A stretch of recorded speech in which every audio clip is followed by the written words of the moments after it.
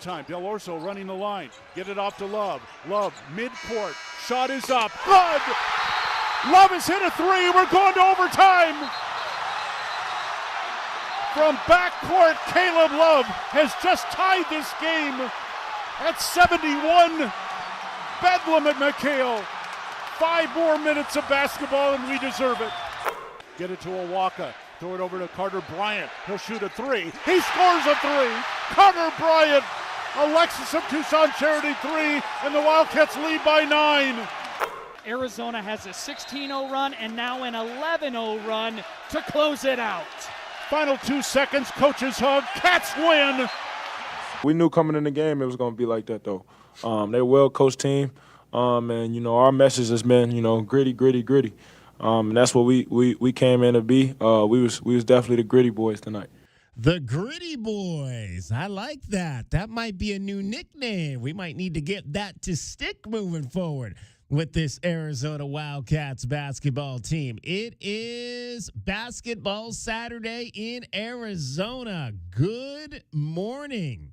Hope I didn't wake you up too loud with that human alarm, but it is time to get you set for Rivalry Saturday here in the desert. The Territorial Cup Series is renewed. It is your Arizona Wildcats taking on the Arizona State Sun Devils for the 248th time on the hardwood, if my U of A math is correct, on this early Saturday morning. And we are going to ride you right on up to the network and get you closer to tip-off 11 a.m.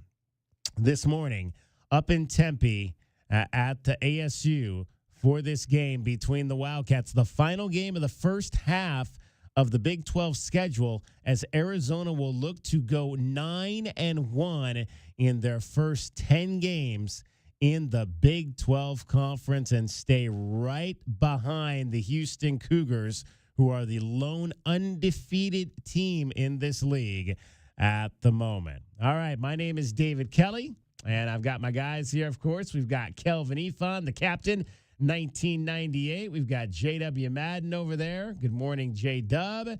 And let's let you know what we've got in store for you over the course of the next 3 hours. Let's take a look at the Right Way Rundown and see what's coming up on our pregame show. Brought to you by Right Way Heating, Cooling, and Plumbing. Do things the right way. All right, we'll take a look back at the Iowa State win. Dramatic in overtime. Nice to have a shutout run in favor of U of A at the end of a game versus one against them. For sure. We'll start getting you set for ASU. It'll be our first look at the game coming up in segment 2. That's brought to you by the Window Depot. We'll shine a spotlight on a cat, and who better to shine that spotlight on than the man that had all the heroics at the end of the game, Caleb Love. You will hear from him on the dramatics of last Monday night. Changing things around this morning, we got best bets coming up for you earlier, a little bit earlier than normal. U of A 6.5-point favorite on the road today, and the over-under on this one is 147.5. Your scouting report, we'll chat with Kyle Dodd, Arizona State basketball class of 2003. He is the analyst on the Sun Devil radio network. Who will be that devil that gets underneath the Wildcats' skin today?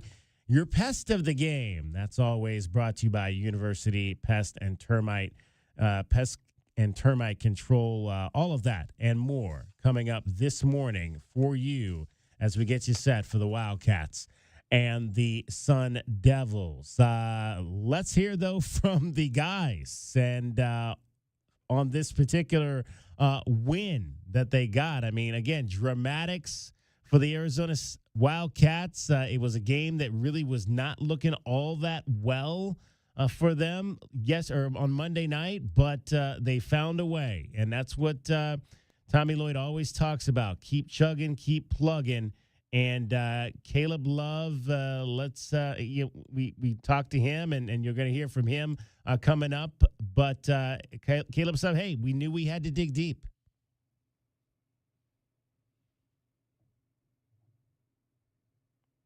Best moment of my life.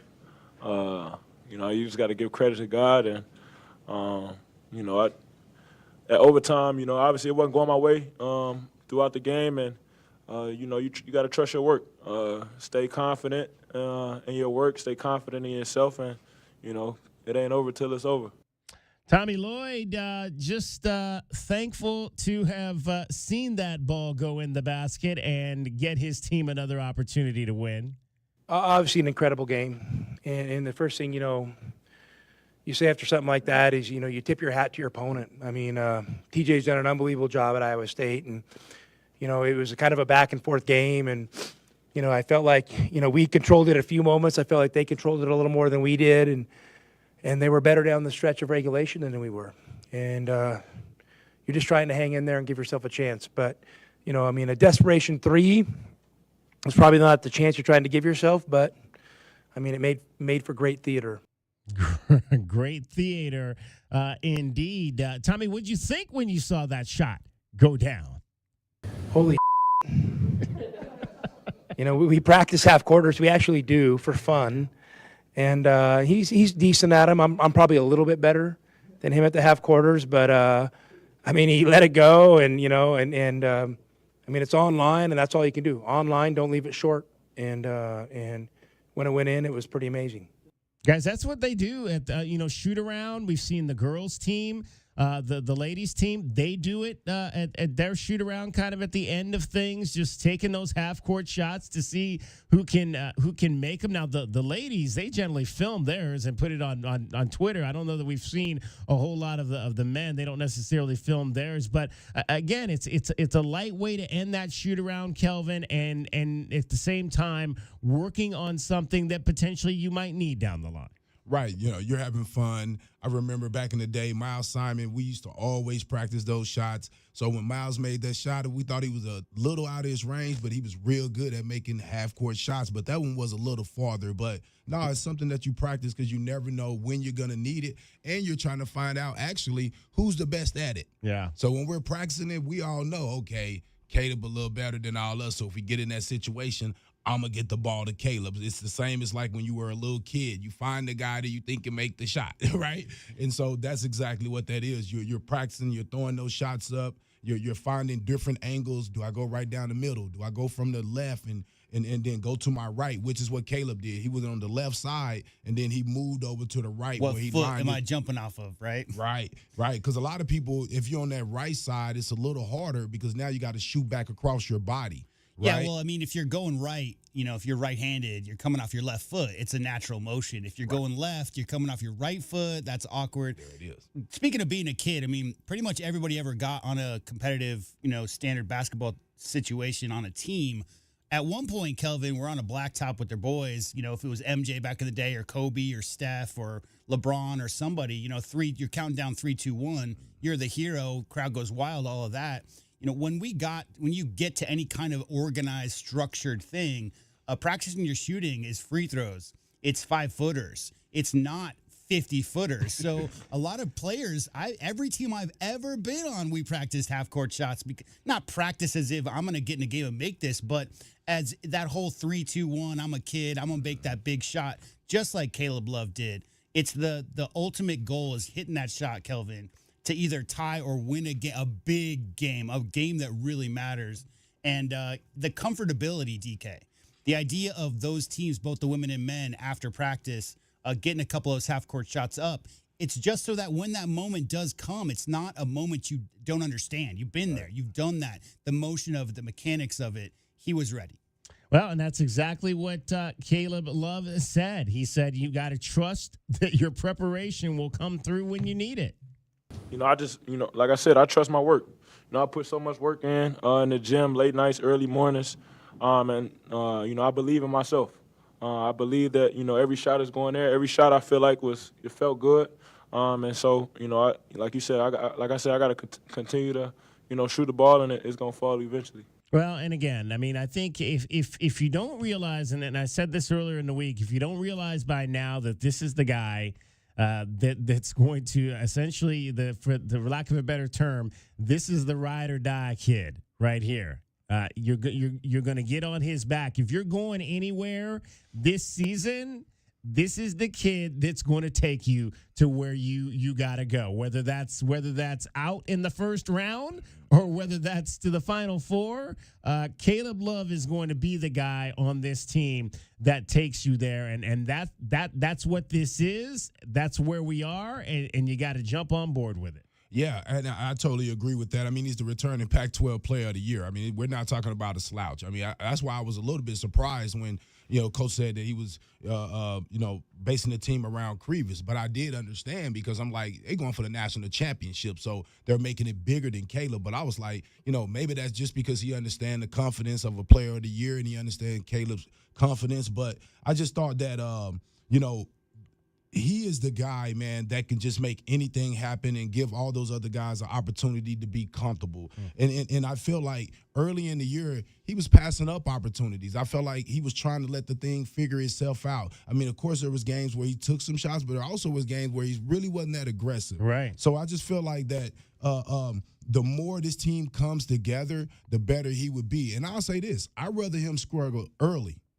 right? So the other guys could have to step up like they did. Jaden Bradley has stepped up. KJ Lewis has stepped up. Vazar has came out of nowhere. We've seen the way Toby Awaka is playing now. So other guys have had to figure out that they're going to have to help this team. You can't just depend on Damon Stoudemire. I mean, you're right. I said Damon Stoudemire. But my point is, you can't just depend. Well, I meant to do that. Okay. Because what my point was, what I'm saying is, I was on the team and we was just Damon. And when things didn't go well for Damon, we just tanked. So this team has already shown in wins at West Virginia, Cincinnati, that they can win without Caleb playing well. But when he is playing well, that's when we're going to be at our best. Look, there's never been a team, guys, at any level, I don't care if it's junior high, high school, up to the NBA championship, that didn't win with the others, quote unquote, stepping up. And that's how it goes. I mean, look at every single NBA champion. Look at all the previous. Have you seen Connecticut play the last couple of years on their way to the titles? That wasn't one dude. That wasn't two dudes.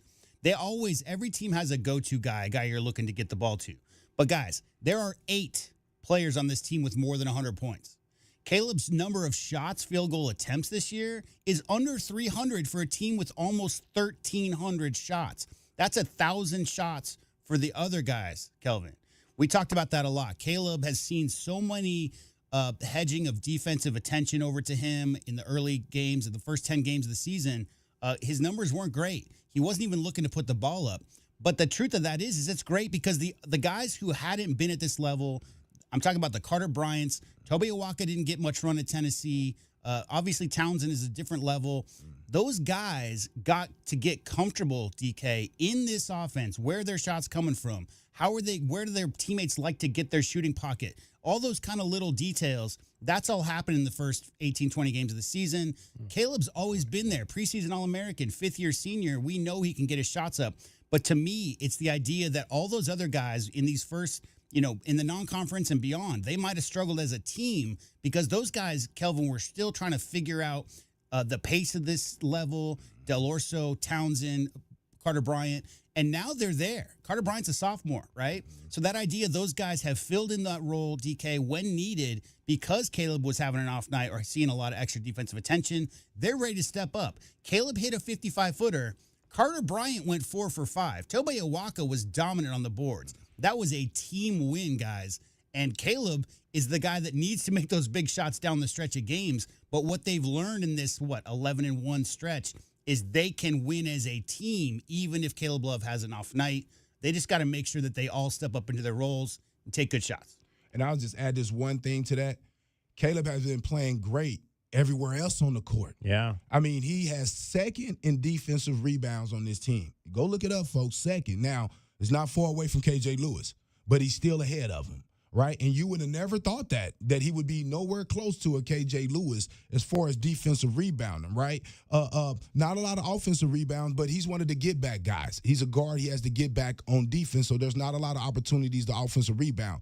But for him to have that many defensive rebounds and almost average 4.5 rebounds on a team where you have so many great rebounders and big guards that can rebound as well is amazing. Then he's I think number 2 in steals or on the team, or I think number 2 behind Bradley. Tied for second, yeah. Yep. Tied for second with KJ Lewis again. Yep. Would you ever imagine that?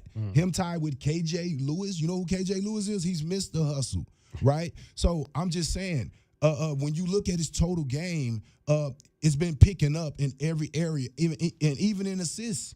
Even in assists, he's finding guys. Okay, so I just feel like you have to look at the whole picture and understand that he's leading these guys, not only being aggressive on offense when he need to be, but he's playing the total game, and that's showing these young guys how to play this game. Well, and on that tone, Caleb Love primarily responsible, along with KJ Lewis, for holding Curtis Jones to 8 points in that game on Monday night after he had scored 33 in the Cyclones' win at Arizona State. He went 1 for 11 from the field, 0 for 8 from three-point shot. Caleb on his defensive play.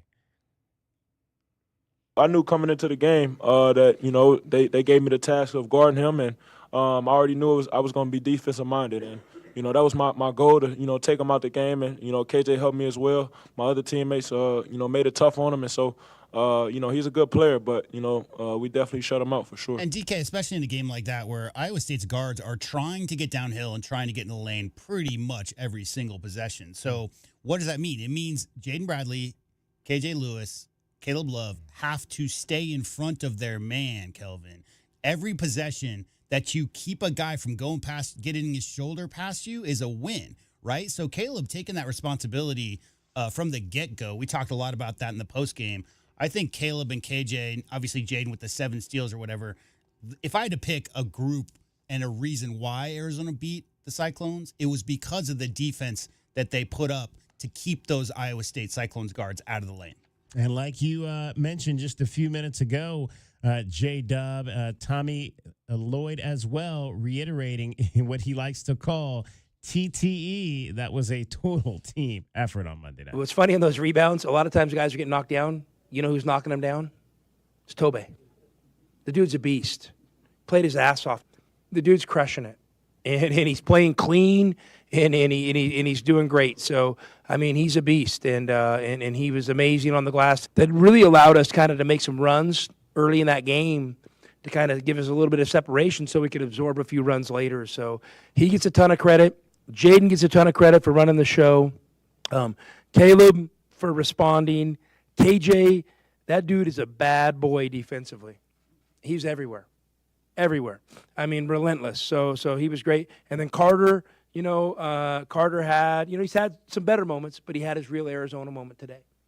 And none of it was dunks. None of it was easy. I mean, to go 4 from 5 from 3 and to put the nail in the coffin in a game like this is pretty special. All right, that is what happened on Monday night. Let's turn our attention to today. It is Arizona and Arizona State coming up in Tempe with tip-off a little after 11 a.m. this morning. You'll hear the game right here on Wildcats Radio 1290 and 107.5 FM. Much more coming up for you straight ahead. We'll take our first look at the game with the Sun Devils, along with Kelvin Efon and J.W. Madden. My name is David Kelly. Good morning and welcome to your preparation for basketball here in the state of Arizona. It is Meridian Wealth Management Arizona Game Day, and you're listening to Wildcats Radio 1290.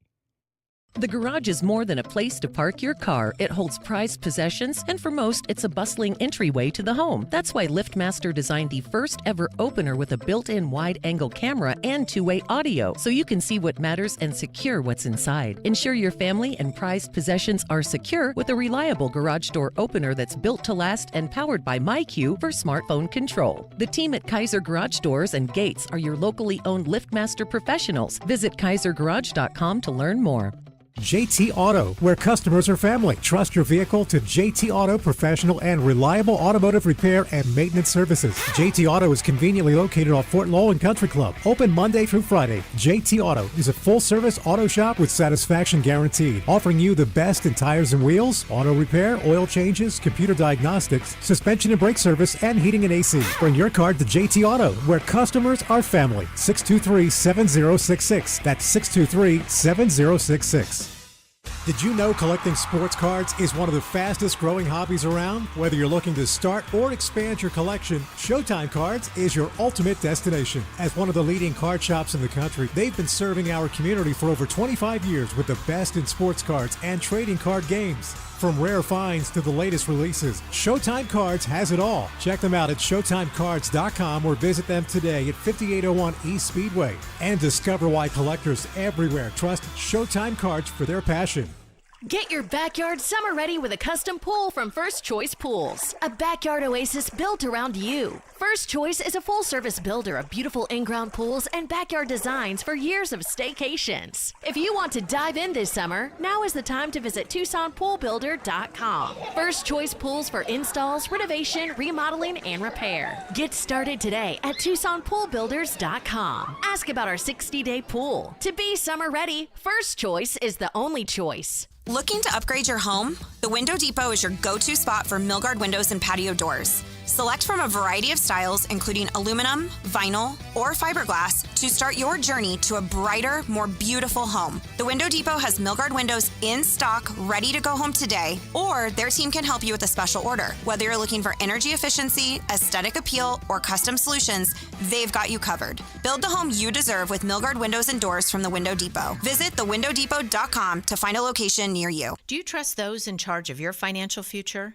Trust is founded on 3 core principles: competence, honesty, and benevolence. Those making decisions about your financial future should always place your best interest ahead of their own.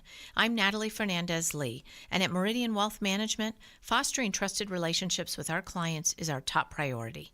Call us at 719-1433 or visit meridianwealthllc.com to learn more today. Advisory services provided by Meridian Wealth Management, a registered investment advisor. Experiencing the natural wonders comes easy at Rocking K. Nestled at the base of the Rincon Mountain foothills, enjoy stunning mountain views up close every day. 6 model homes are now open to tour at Del Webb at Rocking K. Here, life is about more than just beautiful homes. It's about the experiences waiting outside your front door at this new 55-plus active adult neighborhood. LiveRockingK.com. Designed by nature. Proud U of A radio broadcast sponsor.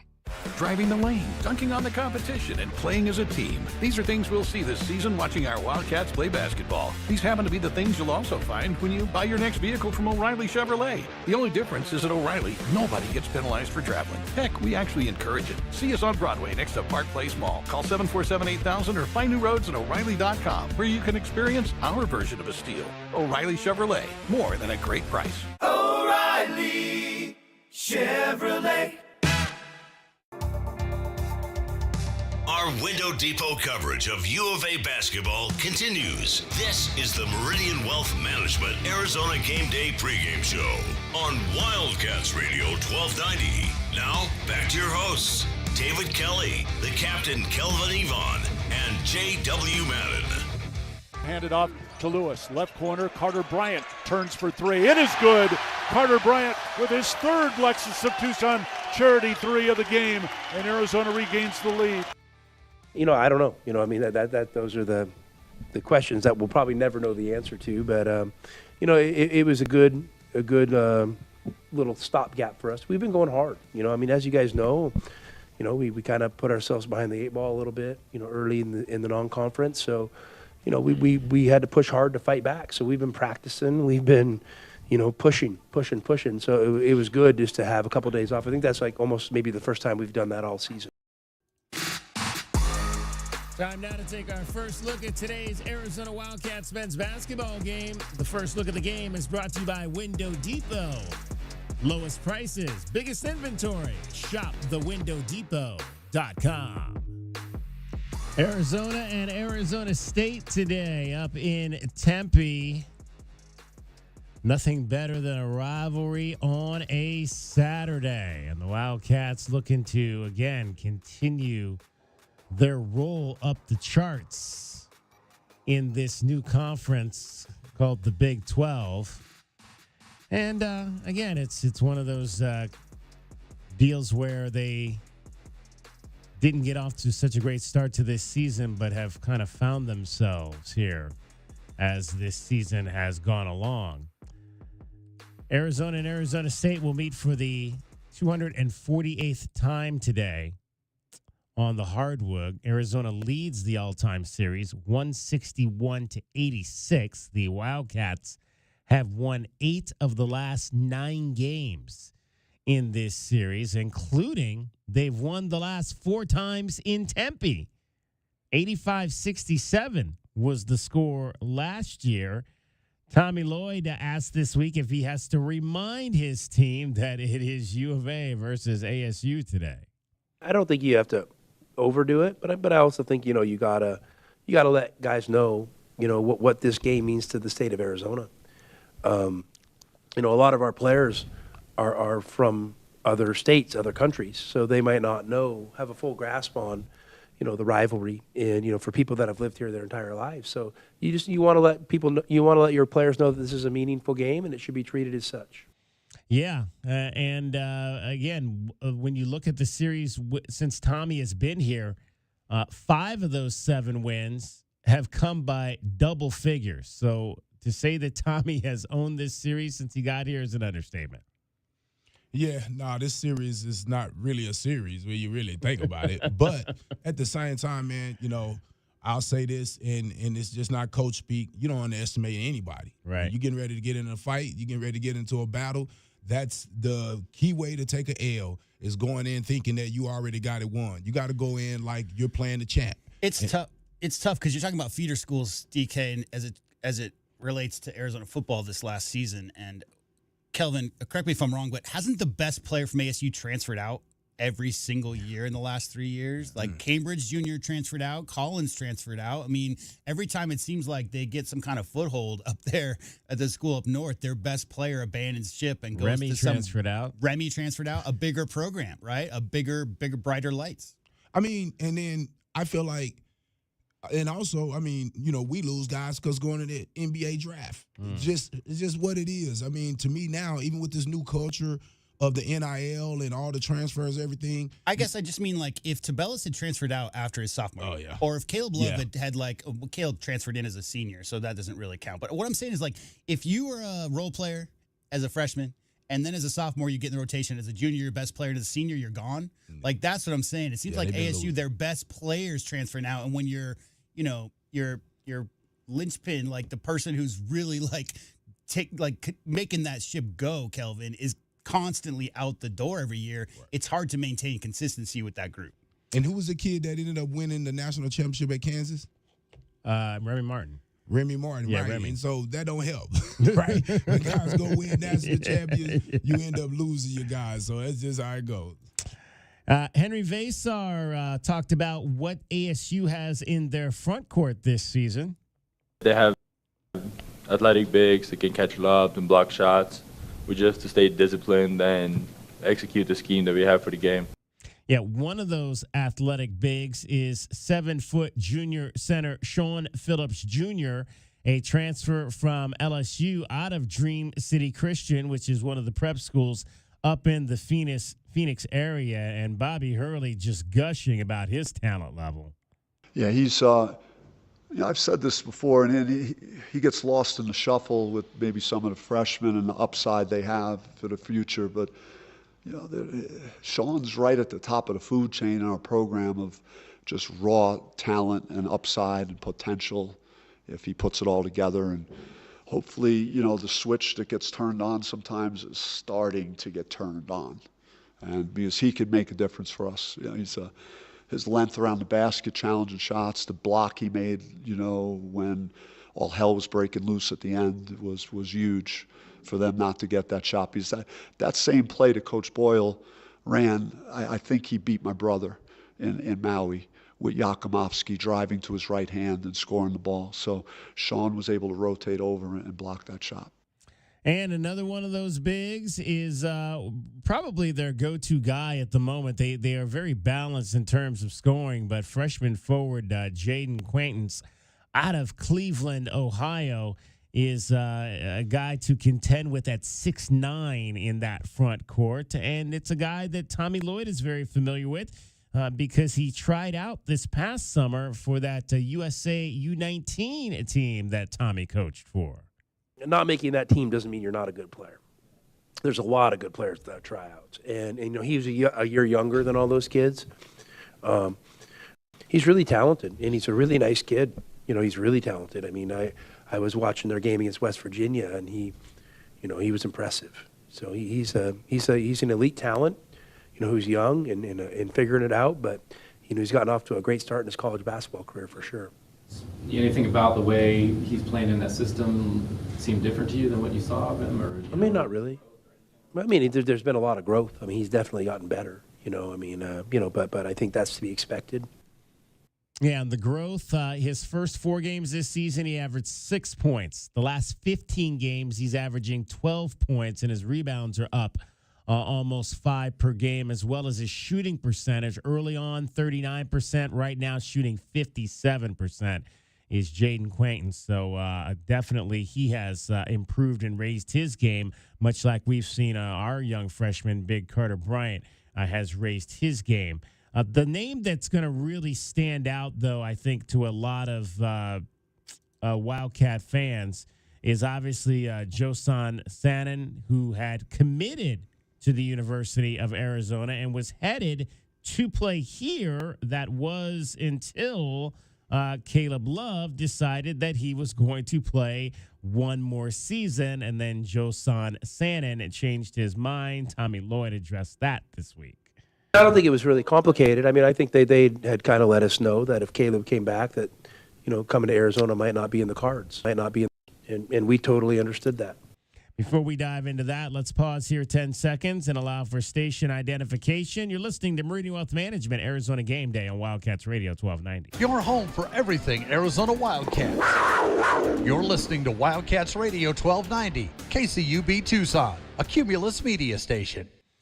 And it is Meridian Wealth Management, Arizona Game Day. I'm David Kelly, joined by the captain, Kelvin Efon, and J.W. Madden. That was probably, guys, one of the big news pieces of the summer was when Josan Sanin decided not to come to the University of Arizona. And again, it's a logjam situation. A lot of these young men, top recruits, are looking to get their clocks started quickly so that they can make it to the next level. And Josan Sanin was just not an athlete that was going to want to give up that amount of minutes in this situation here.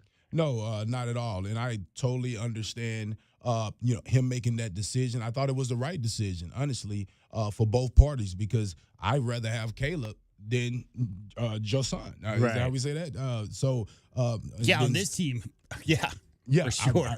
I'd rather have it. I mean, you needed a veteran guy. I mean, you imagine not having Caleb on this team right now, man. It would be tough. I mean, the young guy would have been, a good player, but I don't think he would be able to, shoulder the responsibility of, running and scoring on a team like this. So, no, I think we, definitely won that in keeping Caleb for sure, because you got to remember, Sanin is not going to stay for 2 years. He already said he was one and done. Yeah. I mean, that's what he said he wanted to do. So when you think of that now, if he would have said 2 years, then maybe I would have said, Caleb, but nah, I'm taking Caleb. I got Pac-12 Player of the Year coming back. I'm going into a new conference. I want to win a championship now. Yeah. I don't want to wait and risk 1 or 2 years. You got to take every year to try to win a championship. And hey, this ain't Arkansas, right? So it's like there is no, hey, I'm coming and I'm out the door. Like 6 months, I'll take some classes, then I'm dropping out all my classes and I'm not going to be on campus anymore.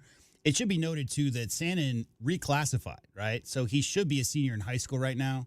He shouldn't be a freshman. The timeline, guys, was March 20th of 2024 is when he reclassified to the senior class and committed to the U of A. So he had enough grades, obviously, to go straight to college. That was March 20th. Caleb decided he was coming back May 29th, and that was the very last day that you could take your name out of the NBA draft. So it was really about a month and a half, 2 months that he was committed here. But I agree with Kelvin completely. I think if you had to pick between the two players, I know a lot of people, the precedent, right, is the problem. So you're talking about, Caleb, you're always talking about, or Kelvin, you're always talking about like the number of guys that you have come in. You have some responsibility to those recruits that you've had come in. And if you're recruiting over them instantly or whatever, not giving them a chance, that's a problem. But Caleb, a preseason All-American, say what you want about his first 20 games this year. What Caleb Love brings to your team right now in the pursuit of doing the best you can as a team in 2024-25 compared to a 17, 18-year-old on the cusp. You want to get as much young talent in the program as possible, and it's kind of a no-brainer. And, of course, the standing camp wasn't going to come here. It was just surprising to me, guys, that he instantly had ASU lined up and ready to go. Like, I didn't anticipate a player committing to the U of A, a five-star committing to the U of A. I thought he would have gone to Arkansas, Kentucky, one of those kind of places. You know what it made me think of? He just liked the desert when he came out here. He probably really liked, imagine where he was living at, Vermont. He come from, I think, Maine. Lots of big old leaves out there. So think about it. He was like, man, I want to get somewhere where it's warm. I came to Arizona myself from Texas because I wanted to play in warm weather. I didn't want to be where it was cold and everything like that. So I guarantee you that had a little something to do with it. He was like, man, I really wanted to be in Tucson. They had the better program, but I can't take that. I'll go and look at some of the mountains in Phoenix. I think you say it all the time, Kelvin Ifon, playing time. So the young man wants to get on the court, show what he can do. Clearly, even if there was room for him on this year's roster at the U of A, how much space is there on the court for him with Caleb Love coming back, KJ Lewis coming in his zone, Jaden Bradley, Carter was going to be playing a little bit of 3, maybe a little 2. So, yeah, if Sandin wants to be a one and done, I'm ready to go right now kind of guy, this is not the program for him this year.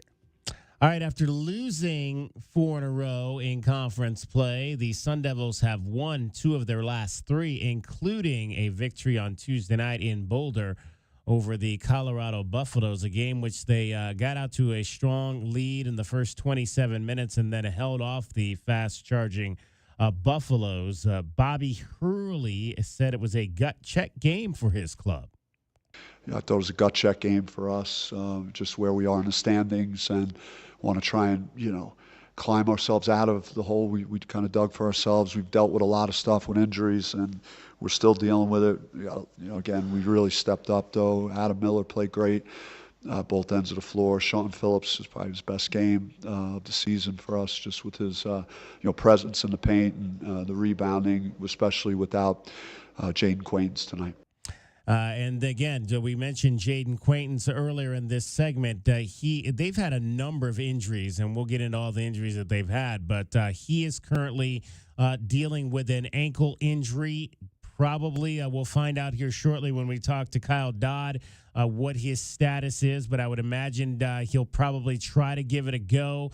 We mentioned Josan Sanin. He has dealt with an injury. He missed 5 games with an ankle injury earlier this year, came back a couple of weeks ago, and you heard Bobby mention Adam Miller there, 18 points in that win over Colorado. He hit 7 of 10 from the floor, including 4 3-point shots in his 39 minutes on Tuesday night. All right, Arizona and Arizona State. Okay, so I said this is the 248th meeting. The Sun Devil notes have it as the 249th meeting. This is not the first time that Arizona and Arizona State have had different series numbers in their notes. We'll have to get to the bottom of it as we roll on through this show.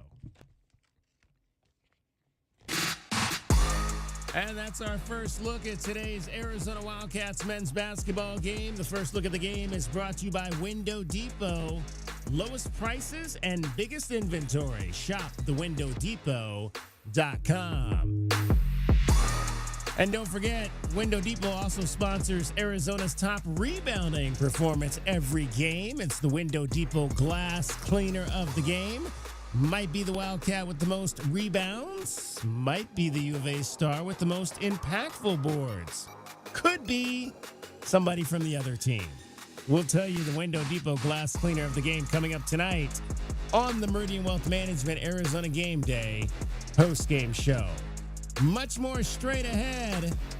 You're listening to Wildcats Radio 1290.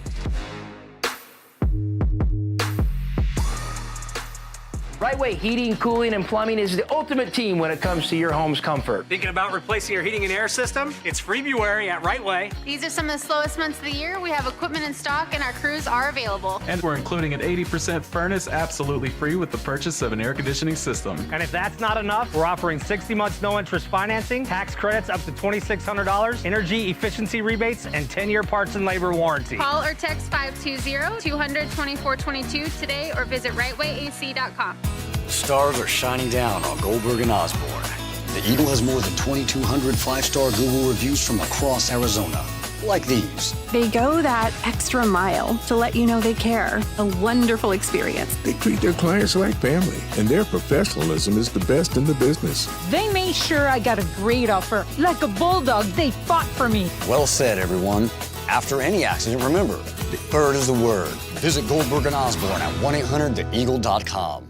Does it feel like the price of everything is going up, up, up? We can't control the price of gas or groceries, but at Royal Kia, we never add market adjustments, even while other dealers add fees because inventory is limited. At Royal Kia, you can rest assured you won't pay market adjustments, and we stand by our transparent online pricing. Royal Kia, the dealership that's different. OAC plus tax, title, license, dealer installed options, and $529 doc fee. Royal Kia, Speedway in Columbus or RoyalKia.com. Don't hold back. Just dive right in. This is Desert Diamond. The round-the-clock, off-the-charts, over-the-top spectacle that puts a shine on any day, anytime. The tables are hot to the touch. The slots are spinning winners every day. And the point spreads are yours for the taking. So go ahead. Live the diamond life. Desert Diamond Casino. Visit ddcaz.com. An enterprise of the Donna Autumn Nation. Discover Rocking K, a community designed by nature, built for you. Embrace the beauty of the Rincon Mountains' high desert foothills. Explore natural open space, a network of connecting trails, and a community park. Bordering Saguaro National Park, Rocking K is conveniently located to our region's major employers and nationally recognized Vail School District. Tour 10 model homes by 4 award-winning builders and discover why more people are calling Rocking K home. LiveRockingK.com. Proud sponsor of the U of A radio broadcast. Cool Willie's Air and Plumbing. Always trust the big guy. Mention your Wildcats and receive $50 off any repair at coolwillies.com. Cool Willie's is proud to be a partner of the University of Arizona Wildcats radio broadcast. Two powerful teams working hard for you to get the job done right every day. Cool Willie's Air and Plumbing. Big enough to help, small enough to care. Remember to mention your Wildcats and receive $50 off any repair. coolwillies.com. You know it. Your neighbors know it. And let's face it, the mailman knows it too. Your yard just isn't what it used to be. But thankfully, Dorado Rock Materials can get you, well, your yard anyway, back to what it once was. And even better, Dorado Rock Materials has just what your yard needs, from decorative rock to boulders and everything in between, brought right to you. And if you need help spreading it, we can help with that too. Dorado Rock Materials. The right service, the right product, the right price. JT Auto, where customers are family. Trust your vehicle to JT Auto professional and reliable automotive repair and maintenance services. JT Auto is conveniently located off Fort Lowell and Country Club. Open Monday through Friday. JT Auto is a full-service auto shop with satisfaction guaranteed, offering you the best in tires and wheels, auto repair, oil changes, computer diagnostics, suspension and brake service, and heating and AC. Bring your car to JT Auto, where customers are family. 623-7066. That's 623-7066. Our Window Depot coverage of U of A basketball continues. This is the Meridian Wealth Management Arizona Gameday pregame show on Wildcats Radio 1290. Now, back to your hosts, David Kelly, the captain Kelvin Yvonne, and J.W. Madden. Get it off to Love. Love, midcourt. Shot is up. Good! Love has hit a three. We're going to overtime. We're going to time.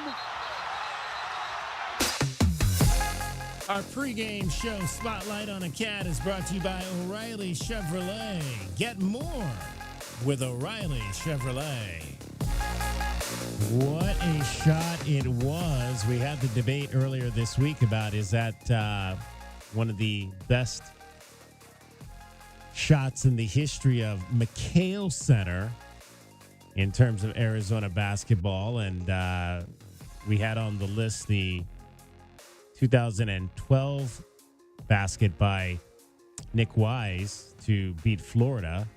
And somebody brought up that Salim Stoudemire had hit a jumper with about 2 seconds left to beat UCLA in McHale Center back earlier this century. Bob Elliott hit a buzzer beater in the 1970s to beat Kansas State at McHale Center. Of course, Craig McMillan, McMiracle, on the long pass from Steve Kerr in the 1980s. And Nick Wise actually had a couple of shots to win games at McHale Center for the Arizona Wildcats. He hit a shot with a couple seconds left to beat USC on his senior day, and he also, my first year here, had a 3-pointer to beat Lipscomb. That was a game. I remember that game because I'm like, I came all the way here to see this team lose to Lipscomb. Yeah. In my first season here, and Nick Wise did not allow that to happen. You know why that list is so short is because, Kelvin, Lute's winning margin in McHale during his tenure was like 20. I mean, I think Arizona won by an average of 15 or 20 at home during Lute's tenure, and it wasn't too different under Coach Miller and Coach Lloyd now. So, yeah, there's a lot of big margins for Arizona, not as many opportunities to knock a shot down late to win a game. So let's shine a spotlight on Caleb Love. Tommy Lloyd said you can't really script an ending like that for Caleb Love. I mean, moments like that are crazy. I mean, that's, you can't script that stuff. That's, I don't know if that's luck, to be honest with you, and probably a little bit, and maybe a little bit of just belief. But I was, racking my brain. I've been, probably involved in more of those games than I know. But there have been a couple of recent ones. Jalen Suggs, Final Four, UCLA. I think that was for the win, which was nice. Great way to end. And then, Arizona State a couple years ago here, hit that on us. So, it happens. It happens. And, it's devastating for Iowa State because they did a lot of things to deserve the win, but it just happens sometimes. And so, Caleb did a great job. And, hey, listen. You guys know I love that kid, and I'm here with it, and I'm here for him. That's my job. My job is not to run away from the players that, I've helped choose to be part of this program. Sometimes, it can be as easy as just make a few more shots. But you got to hang in there. You got to hang in there. And so for him to make that shot and then come out in overtime and make the first 2 threes, let's hope that's takes a ton of pressure off of him, and he can move forward here and play great the rest of the year. Before we get to Caleb, I just want to talk about what he said there. And Kelvin, you always talk about how recruits are looking at this stuff and how you treat players and that type of thing. And I thought it was very, very important that he said, look, I'm not going to run away from a kid that I brought here to be a part and lead this program. I think that statement right there is huge for Tommy Lloyd moving forward. Huge, because when AAU coaches and people that help these guys make their decisions, they're going to be looking for tangible evidence of what you really did. They're going to be looking for guys you got to the NBA. They're going to be looking to see guys that stay 5 years, how you treated them. They're going to be looking to see guys that transfer in, how you treat them. And I think if you look at Coach Lloyd, he don't transfer guys in that don't start. Have y'all noticed that? Yeah. He don't do it because he gets guys in to fill a piece that's missing from the puzzle. Right. So when I go to recruit the next guy and I tell him, if you come here, more than likely you're going to start, he can look down and look at, as long as Coach Lloyd has been here, right, that's what he's done. So it's very important to me because if you are any type of mentor to help kids with this, you have to do your research. You can't take let a guy just tell you whatever. You have to go look at the actual rosters and the playing times and everything like that to know that they're telling you the truth. And I've had several kids recruited from Division I, JUCO, or whatever, and trust me, the coaches know how you fit into what they want to do when they're recruiting you. They know when they're recruiting if you're going to be their starting point guard. They know that if you're going to have the red shirt, right? And so so when you're having those meetings, it's important to be able to look at a guy and know that you can believe in his word. Caleb Love. Let's hear from Caleb on his night at McHale Center. For sure, you know, you hit a shot like that, you got to win it overtime. Like, there's no way we losing. You know, I seen the fans, some fans leaving the game before the shot went in, and but you know, we give credit to our fans as well though, because they showed up and showed out tonight. Probably the best, you know, outing that they had since I've been here, and so like I said, we give credit to them, and it was a great atmosphere tonight.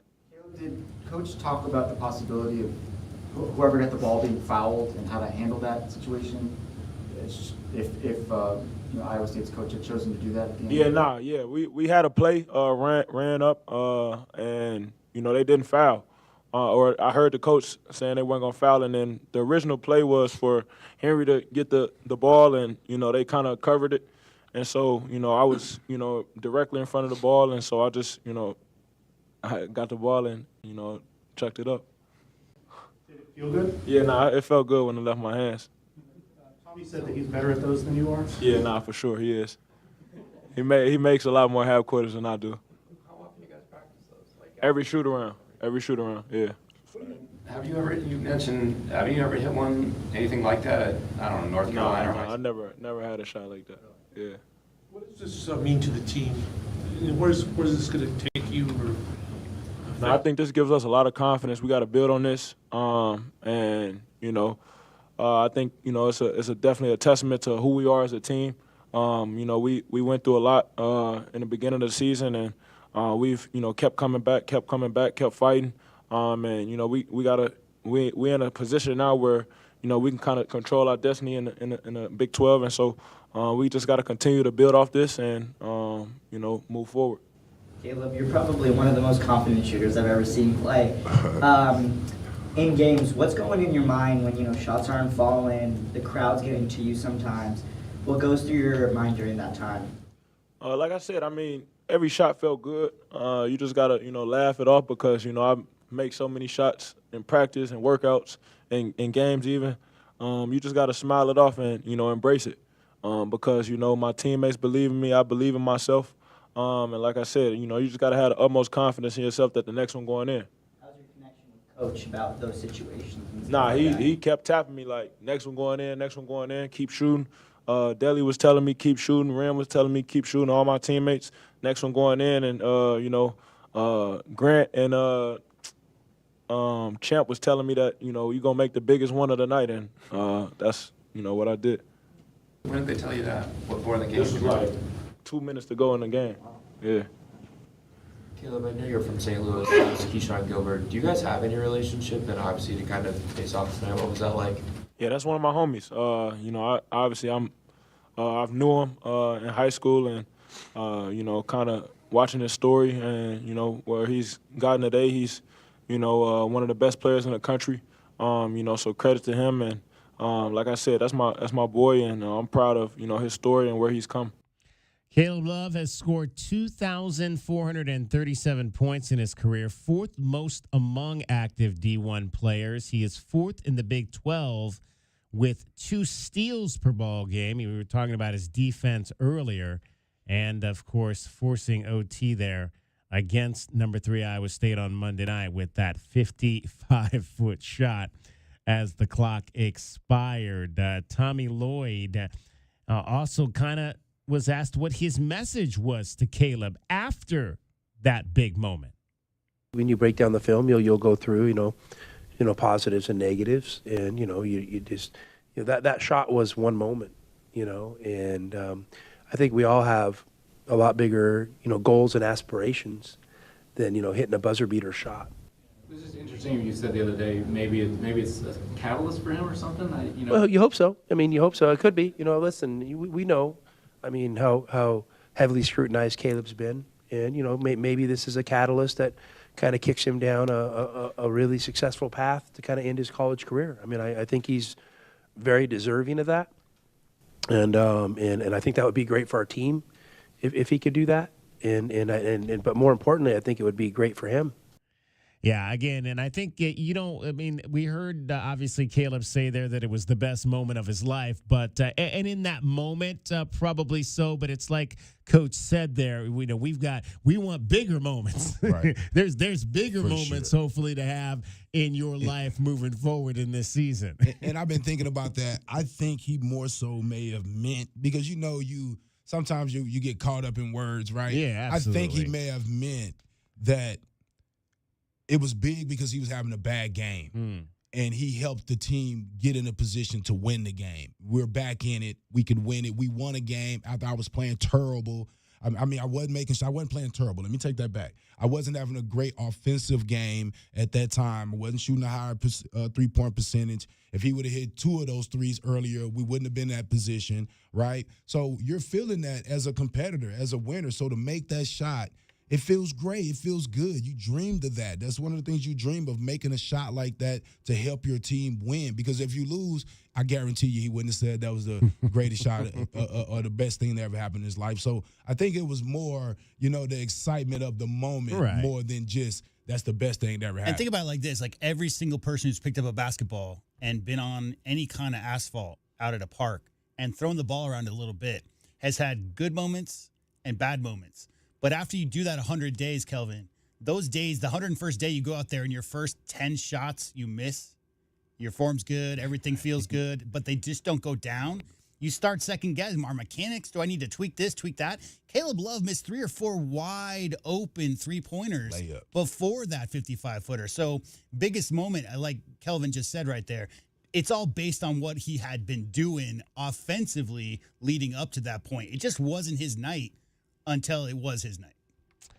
Our guy, Fred Scheib, is obviously up listening to the show in New Jersey this morning. He said the shot was big news Tuesday morning in New Jersey. His girlfriend was watching local news at 7:50 in the morning. He said he got up and told her why he was up till 2 a.m. and watching the game, and Caleb shot, and she said, yeah, I know. It's on right now. Regular New York City local news has been showing game clips, was replaying the shot 3-4 times, then replayed the 3 3-point shots in overtime, those 3 being the 2 that Caleb hit, and then the one that Carter knocked down to ice the win and finish the 11-0 run to beat number 3, Iowa State. You got to win today, though, to get back in the rankings, I believe. You lose this game today, and I'm sure the voters will find a way to still continue to keep Arizona out of the top 25. That is our spotlight on the hero from Monday night, Caleb Love. That's today's spotlight on a cat. It's brought to you by O'Reilly Chevrolet. Get more with O'Reilly Chevrolet.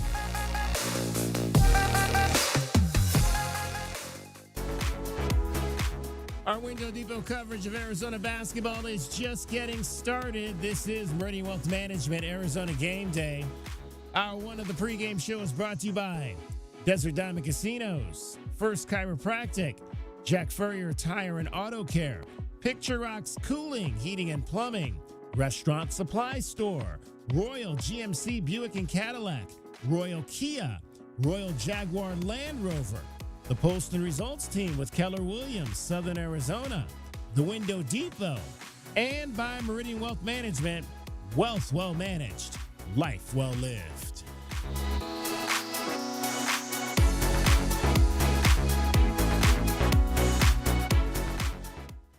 At University Termite and Pest Control, we handle all your pest problems. Maybe a few family ones, too. Wait, you can even take care of my in-laws? I always tell people we'll take care of anything, even in-laws. You just have to dig the hole. Okay, but seriously, is it okay for our pets? Absolutely. It's okay for pets, kids, anything you want to live, will live. Call us today at University Termite and Pest Control. We'll squash those pests and enjoy it. If you have old windows, they are probably driving up your energy bills. Upgrade with new windows from the Window Depot. The Window Depot provides unbeatable value and a wide variety of in-stock and custom order windows to fit your style and budget. With our exclusive SI window brand, made right here in the USA, you'll get a full lifetime warranty, including glass replacement, for ultimate peace of mind. Order online at thewindowdepot.com or visit a location near you and start your project today. Experience the best prices, the biggest inventory, only at the Window Depot. Think of waking up with energy, standing tall and feeling free. Think First Chiropractic, good health is to enjoy. First Chiropractic is pleased to announce that Access Health Plans now cover chiropractic care. A referral by your PCP is required. For more information, go to firstchiro.com, the most trusted name in chiropractic care. A proud U of A radio sponsor. First Chiropractic, good health is to enjoy. You know it, your neighbors know it, and let's face it, the mailman knows it too. Your yard just isn't what it used to be. But thankfully, Dorado Rock Materials can get you, well, your yard anyway, back to what it once was, and even better.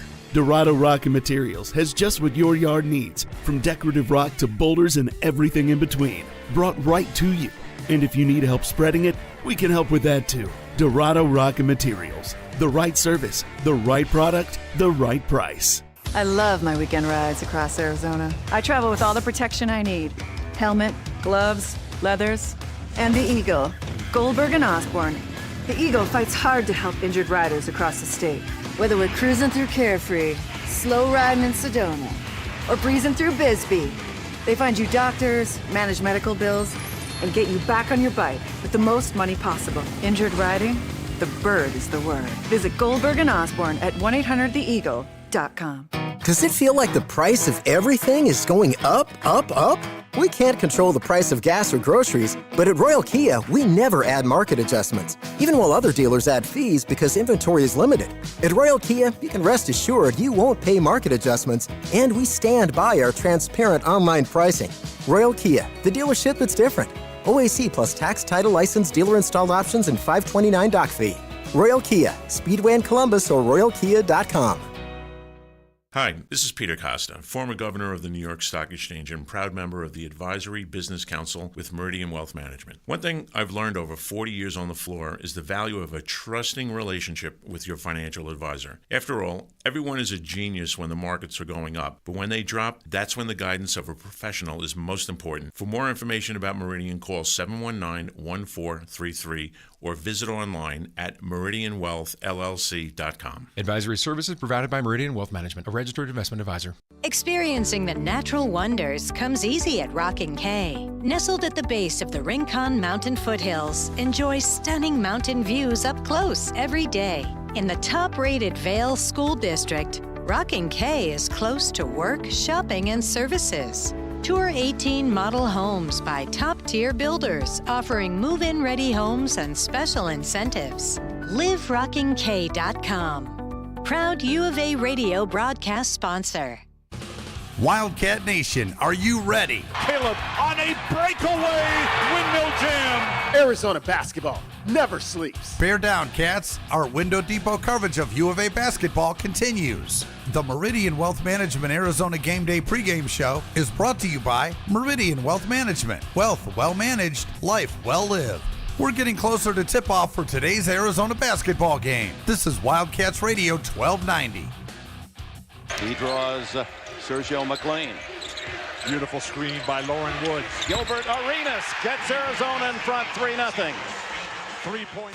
Let's take a look at the Right Way rundown and see what's coming up on our pregame show. Brought to you by Right Way Heating, Cooling, and Plumbing. Do things the right way. Yeah, I think that was the great Dick Enberg, if I'm recognizing the voice there on that call of a basket by Gilbert Arenas. We will talk about a decision his son Elijah made this week coming up for you in this hour. Your best bets. Arizona, 6.5-point favorite today. You're over under 147.5. We'll get to our keys to the game and your view from courtside. We'll chat with Michael Lev. Michael is the columnist for the Arizona Daily Star. We'll get his thoughts on what happened Monday night, as well as maybe talk a little football. What's been happening on the football recruiting trail for your Arizona Wildcats. Scoreboard, starting lineups, all of that is still to go as we take you to 10:30 this morning before we hand it off to Brian Jeffries. And I would imagine it's a home game, essentially. So Ryan is in the seat with Brian today, and he will be. Ryan Hansen will have the call for you on Wildcats Radio 1290 and 107.5 FM K-Hit. National CBS today.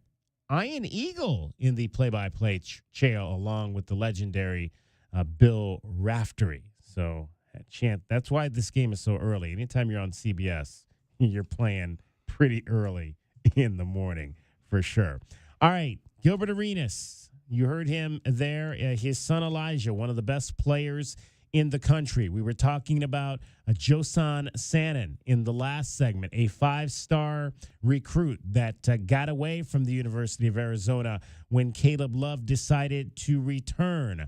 Elijah Arenas made his announcement on Thursday about where he is going to play his college basketball. We do things differently here. So, Elijah, you were going to call the coach of the school you were picking to let him know first the selection you have made. So we got the FaceTime ready to go. Go ahead and get it. No way. You going to call the coach first before you say it? I don't even know if Mick Cronin got an iPhone him number. directly. It better be the coach. I'm trying to see who it is. It better be the coach. I'm like, what you calling? It is ringing. Uh-oh. Uh-oh. Hey, Coach. Elijah. How you doing? I'm good. We're just getting ready for practice. What's happening? So I'm on the podcast right now, and it's kind of like a big day for me. I wanted to let everybody know that I want to commit to USC. What? Yeah. Let's go! Let's go! Are you serious? Let's go! Let's go, baby! Oh, my goodness. So I wanted... Oh, my goodness gracious. Congratulations. All right, love this. Can't wait to coach you. Oh, my God. Hey, Elijah. Elijah, congratulations, man. Thank you, sir. You celebrate with your family. I'm going to go celebrate with the coaches and call you in a little bit. Yes, sir. Cannot wait to coach you. Yeah. Thanks for trusting us. Thank you, sir. Love it that you're staying in Los Angeles, California, Elijah. Fight on. Yes, sir, Coach. Fight on. Love you, man. All right, Coach. That hurts. That's hard, man. That's hard. Congratulations. All right, that was on Gil's Arena podcast, Elijah's dad's podcast, the Arizona Wildcat Gilbert Arenas. So, and again, this happened on Thursday, and immediately the tones of Tommy can't close began to take place within our fan base here. Yeah, no, I that was a little ridiculous. I got to go with there. I mean, hey, have your opinion, but you have to go on facts. If you ever watch Elijah Arenas play, you would know right away that his style of play is ball in his hands, dominant. His dad wants him to play that style of play. You watch this high school tape, he has the ball the whole time. He's making every decision. He takes whatever shot he wants. That's not necessarily Tommy's style. So right off the top, even though I said in one of my tweets, I said, maybe Gil could see him in the Caleb role. But at the end of the day, right in L.A., a pro coach, this guy was a pro coach for years. Right. Ball in his hands from day one. That's what he can offer. USC is trying to come back up. The second year of this coach, this is going to be his, real first recruiting big class. Recruit, yep. Right. So I just think, one and done. He's not sticking around. He's not sticking around too long. I mean, it's not for money reasons. I just think his dad, if you go listen, I've been listening to the podcast. I really like the podcast. So if you listen to his dad is all about getting guys where they need to be as early as possible so they can get ready. So I can see him going right to the pros to get ready, so he can start preparing for his NBA career. So, and then the last thing, I just feel like that at the end of the day, you can only recruit the guys. You recruiting, you did the right thing, recruiting them, but at the end of the day, guys got to go where they feel that's fit for them. Do you know why Gilbert got a $300 million contract in the NBA? It's because of Eric Musselman. So his rookie year, Dave Cowens of the Celtics fame was the Warriors coach when Gil was drafted there. Gil averaged 10 points. Gilbert Arenas' second year, they hired the youngest coach in the NBA. His name was Eric Musselman, and he was 37 years old. Gil went on to average 18 points that year because guess what, Kelvin? The young head coach said, Gil, go kill him. Here's the ball. Yeah. Go do it. Literally, USC's current head coach gave Gilbert Arenas the ball the very first time Gilbert ever had an opportunity. He didn't have that at Arizona. How many NBA guys were on Arizona with him? So the first time Gilbert Arenas ever had a go ISO and kill him, Gil, was Eric Musselman telling him to do that. He played 82 games that year, was the most improved player, voted as most improved player in the NBA. Eric Musselman was that coach. Oh, that's over. That's so over. There is a connection for you. I remember that, but I didn't totally put it all the way in my mind. But that's it right there. I mean, once you've had success with that coach, it's not like Coach Olsen's here. Mm-hmm. Right? If Coach Olsen was here, maybe different thing. Rest in peace, Coach. But Coach is not here. This is not his coach. And I think people forget that about former players. When we get ready, so say my son end up good enough to be able to play at a certain level. Them not my coaches. I mean, that's my old school. But them not my coaches that coached me. Y'all didn't like my old coaches. You know what I mean? Coach Babers and them, y'all didn't like them. So, so as a parent, you have to do what's best for your child. You don't do what's best for you. You're not playing. That was your decision, right? So, and you got to remember, Elijah is in a different position than Gil was coming out, right? Gil was not a highly recruited guy. His choice was probably Arizona State and U of A and Pepperdine. I've heard him talking about it, right? Later, some people jumped in late, but he wasn't the top guy coming in Arizona. He was supposed to redshirt, right? His son is one of the top guys. He's a junior that made the McDonald's All-American game. So it's just a different whole thing than him and his son. Speaking of Gil and this rivalry on the Gil Arena podcast, they invited Arizona State Sun Devil Eddie Housen. I believe this was back last fall, if I'm not mistaken. No, this is like a month and a half about ago. a month ago. So a little while ago, right before the turn of the year. And along with Mike Bibby, they talked about the rivalry, but also how Gil got out of L.A. and came to play at the University of Arizona. Tell us how you ended up coming to U of A. What made you go to U of A? What other offers did you have? What other schools you was looking at? You're part of this. You probably never heard this story before. So your pops was at USC. Right. So you know they gave him that job to try to get me, right? For real? yeah. He got the job when I was a senior in high school. I can't remember if they gave him to the year before or the next year, but he wanted me to come play for him. Yeah, so like he's recruiting me hard. So that was the only real team that was sending me real letters, right? Like 100 of them. Like, so I'm like, oh yeah, me. Right, so you had Kansas State went to go visit them, had DePaul, and then Arizona came in late, right? Came in like we've never seen you play. I watched you on the plane. You look like the kind of guard we like. So, we got two other guards in front of you. Like, all right, cool. And I remember your dad did an interview, and he was saying about you guys' relationship. So I told my dad, I was like, why would I go there if he don't have a relationship with his son? How you gonna be a father figure to me? That's crazy. That's how I said it. Like, that's crazy. Damn. Like, you know what I mean? And that was the reason. So I was like, I'm good on USC. And then I was getting ready to go to DePaul on a visit. Pat Kennedy's mom died. So I was like, I told Ludosa, can I come up there? Went up there, had a blast. And then when I got back, he said, whoever decides between the three of you. So it's me, kid named Jimmy Hayward, and right-handed kid, Kevin Gaines. So Kevin Gaines, who went to he was like, Michigan. Yeah, I was about to say. So it was like combo guards. So he said the first one to come between you guys. So me and my dad talked. They were thinking about redshirting me.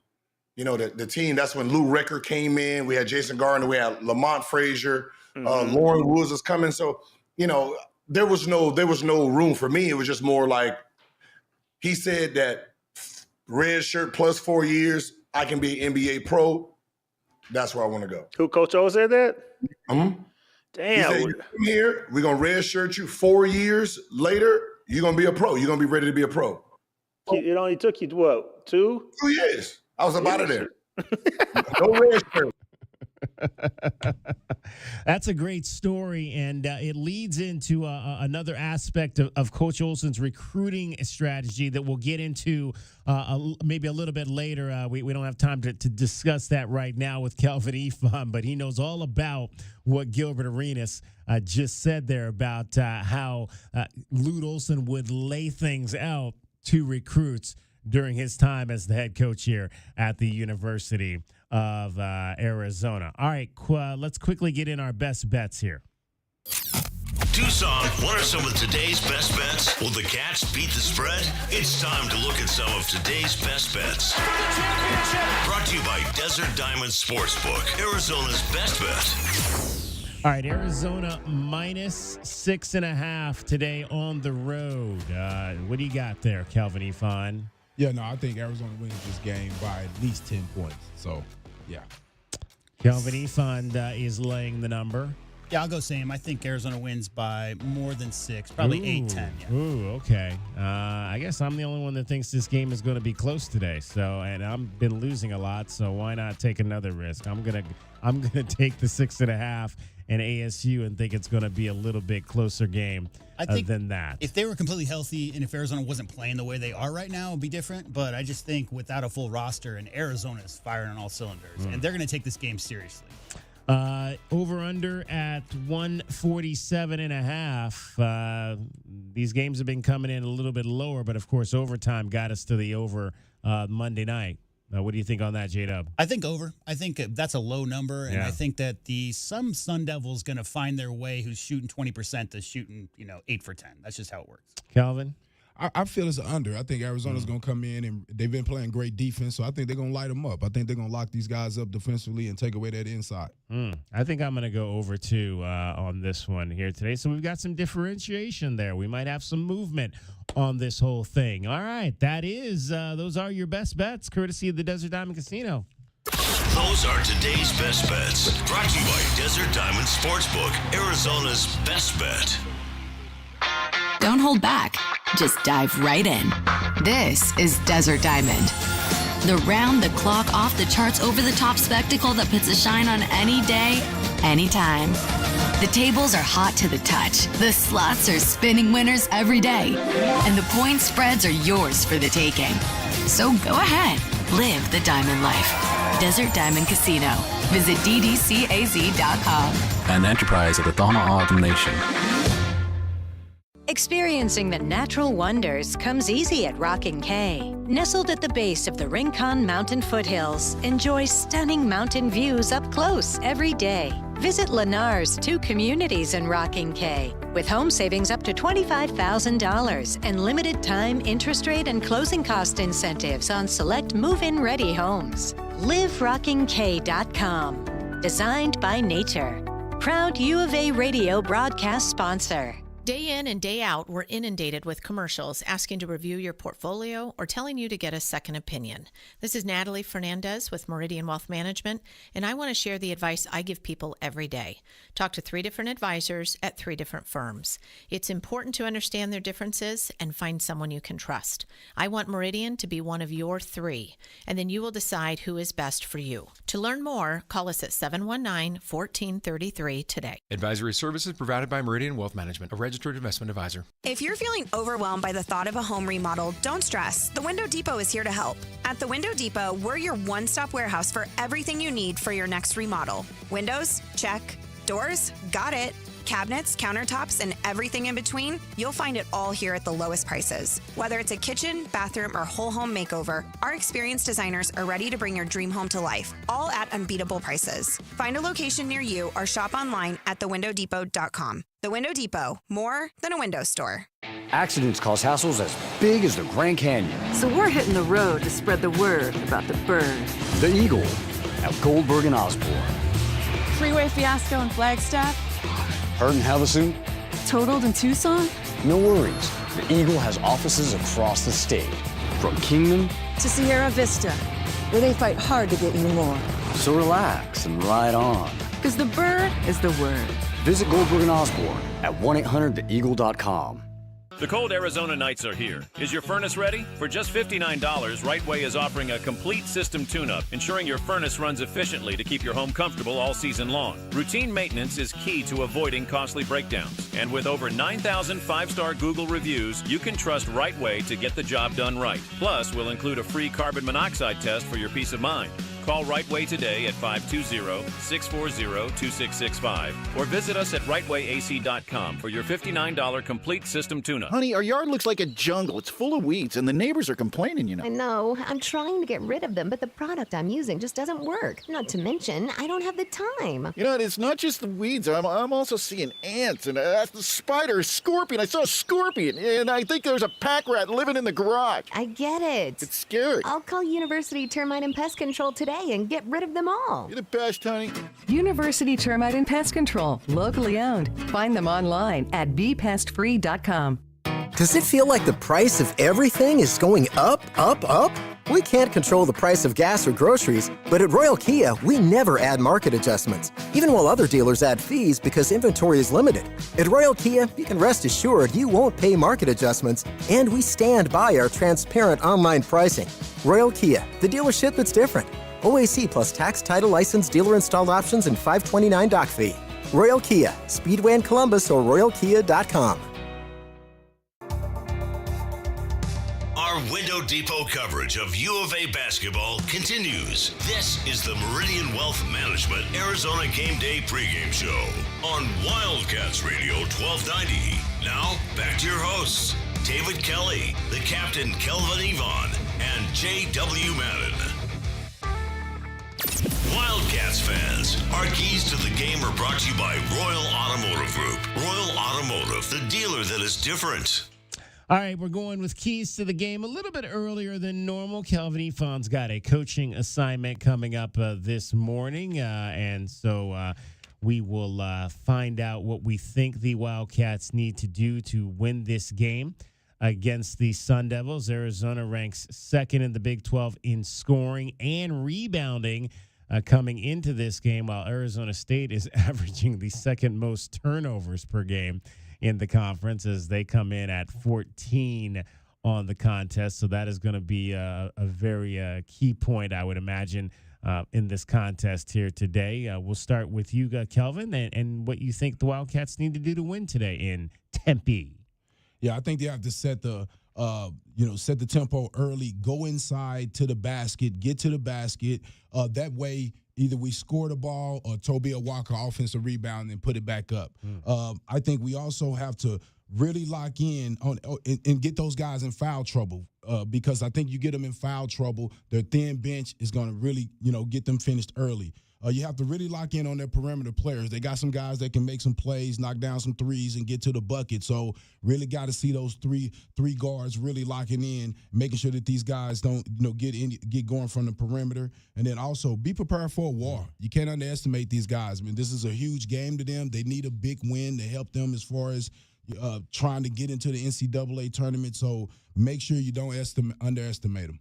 Yeah, I mean, you're absolutely right. I think this is a game where if ASU is going to win this game, they're probably going to have to shoot the lights out and make threes to do that. So defending the three-point line is probably going to be the number one thing in terms of the defensive side of this for me. And like we've talked about all season, and I just mentioned that they're a team that's capable of being turned over. So I think aggressive guard play defensively. I want to see Caleb Love and KJ Lewis swarming those guards out on the perimeter to try to get the ball in transition and get the Wildcats easy points at the other end. So would we have the 9 steals, was it, in the game on Monday night? Let's try to go for double-digit steals if we can in this ball game today for the Arizona Wildcats. And I also agree with what you said there. I think in terms of, dominating the paint in a game like this, establishing your guys inside, I'd like to maybe see them establish Henry Vasar,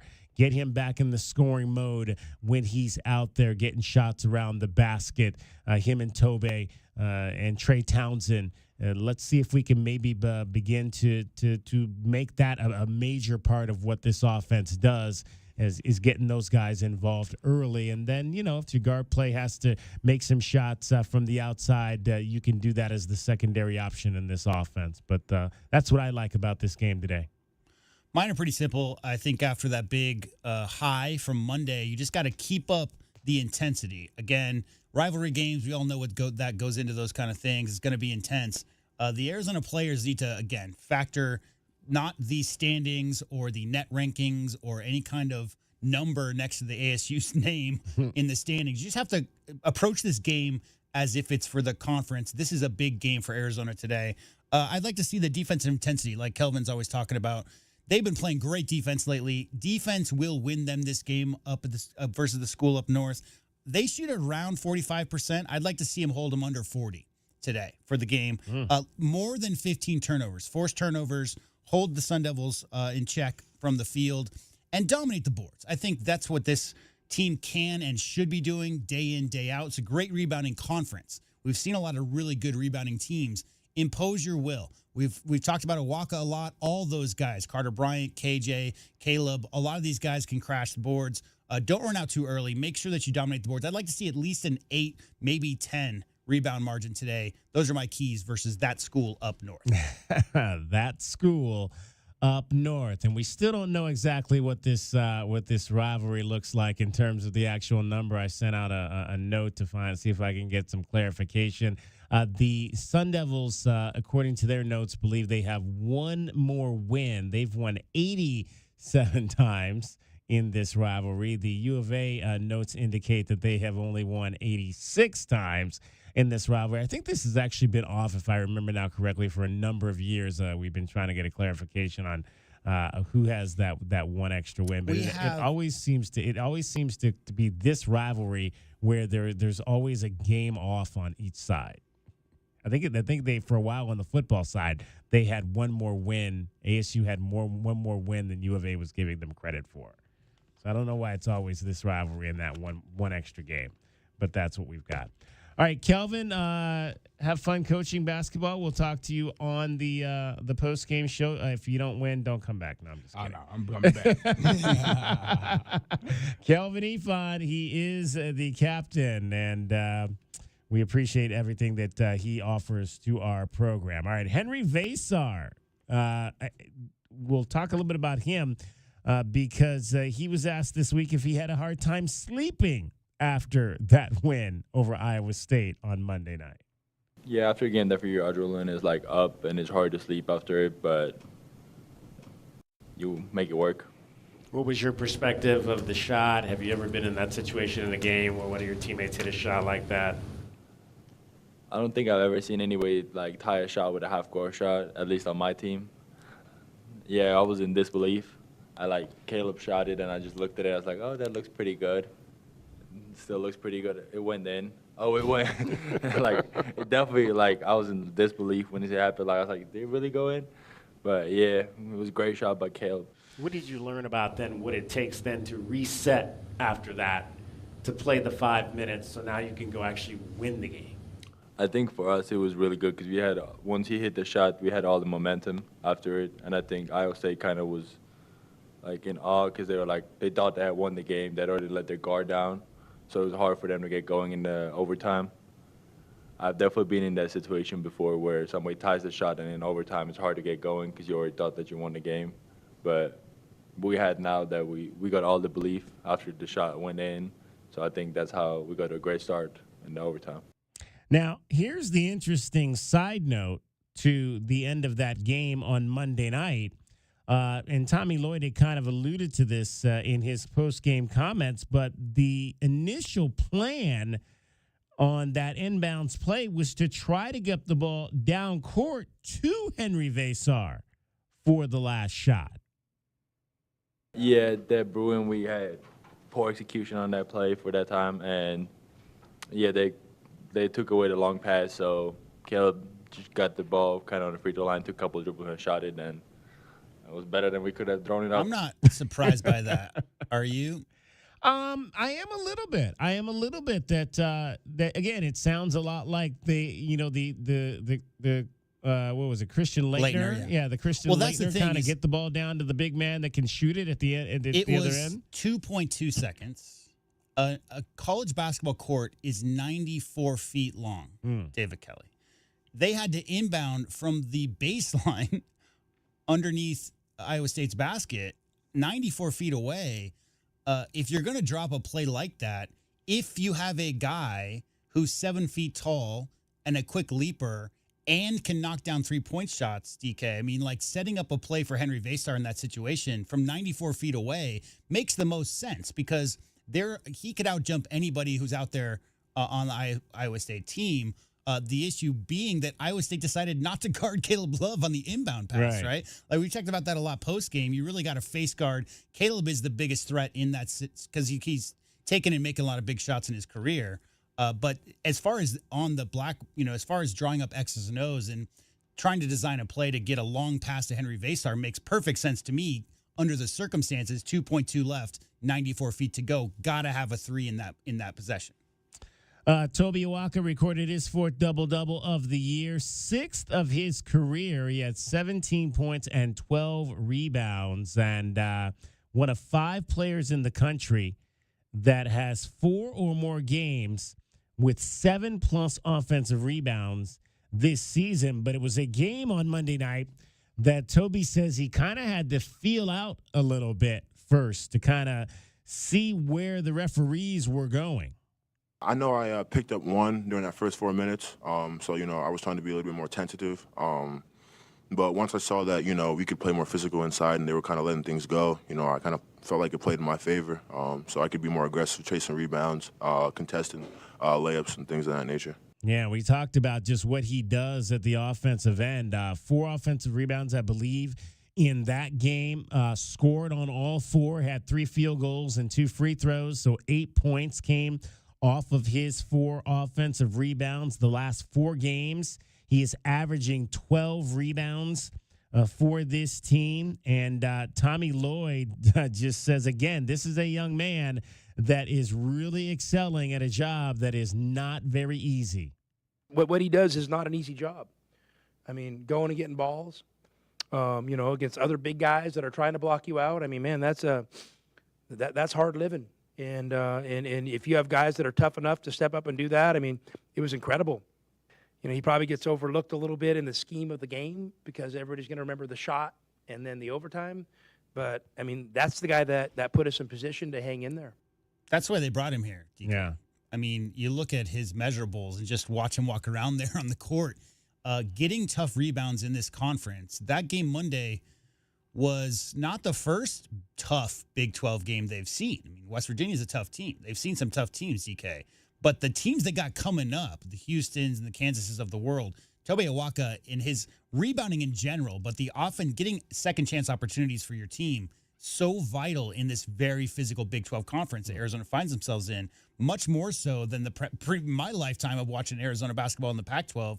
Less important to maybe have a giant muscle-bound, guy who can push all those big guys around, like Coach said right there.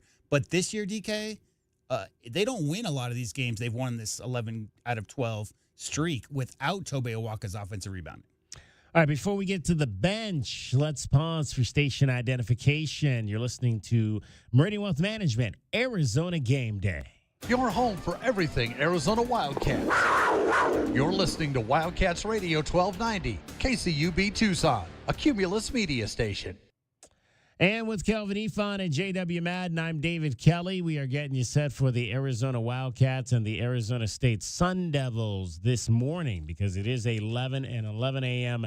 a tip today up at the, is it Desert Financial Arena, I believe is what they call it, or is that the stadium? No, that is it. Desert Financial, it's Mountain America Stadium, Desert Financial Arena. Can't keep up with all of these financial institutions that they've got going on up in the valley. But that is where the Wildcats will play, and it'll be an 11 a.m. tip-off. We've got you till 10:30 here with Meridian Wealth Management, Arizona Game Day. All right, the bench, very strong in that win over the Iowa State Cyclones on Monday night. Toby Awaka talking about the play of Carter Bryant and KJ Lewis. Carter hit some big threes down the stretch, and he was really key defensively with his versatility. And then KJ, he's like, the energy he brings is second to none. Defensively, just watching him play defense is like, it's just amazing how he moves his feet, how he chests up the defender, things of that nature. And then obviously when he's driving to the basket, making his acrobatic finishes and things like that, it's just so fun to see. Yeah, early in the show, Tommy Lloyd just referred to KJ as a menace. He has increased offensively, though. He's increased his scoring average from 6 points and 3 rebounds last year to 10 points and 4 rebounds this year, while coming off the bench for the majority of the second half of the season. Of course, Carter Bryant, 14 points in a season-high 27 minutes against Iowa State, knocked down 4 or 5 3-point shots, including the last one in the overtime session to seal the deal for the Wildcats. Tommy Lloyd still loving what he's getting from his young freshman.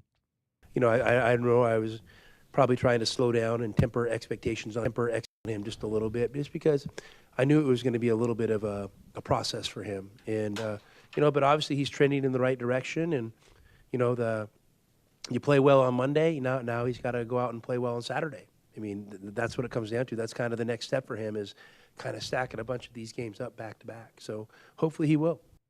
And really playing at the defensive end of the floor as well. Carter Bryant has 11 blocks in Big 12 play.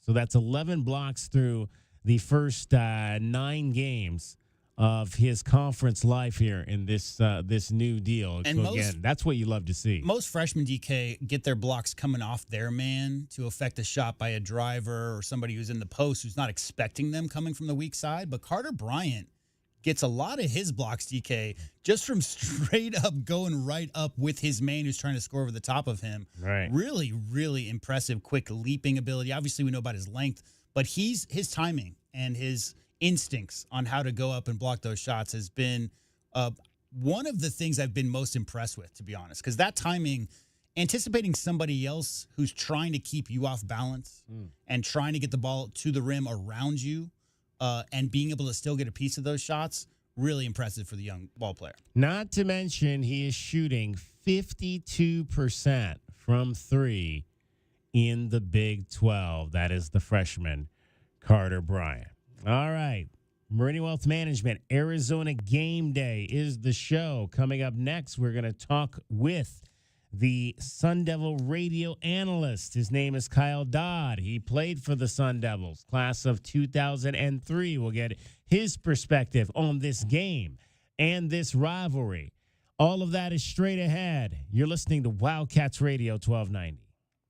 Looking for unlimited gameplay all season long? Dave & Buster's is introducing the all-new Winter Season Pass. You can pick your perfect pass and play like a Dave & Buster's VIP with unlimited access to over 140 games and deals on sips and bites. Sign up now and take advantage of this incredible deal now through February 28th. Don't forget to stop in Monday through Friday from 11 a.m. to 2 p.m. for lunch specials and grab the all-new Winter Season Pass. There's nowhere better to eat, drink, play, and watch than Dave & Buster's, the best place outside the stadium to see the games this football season.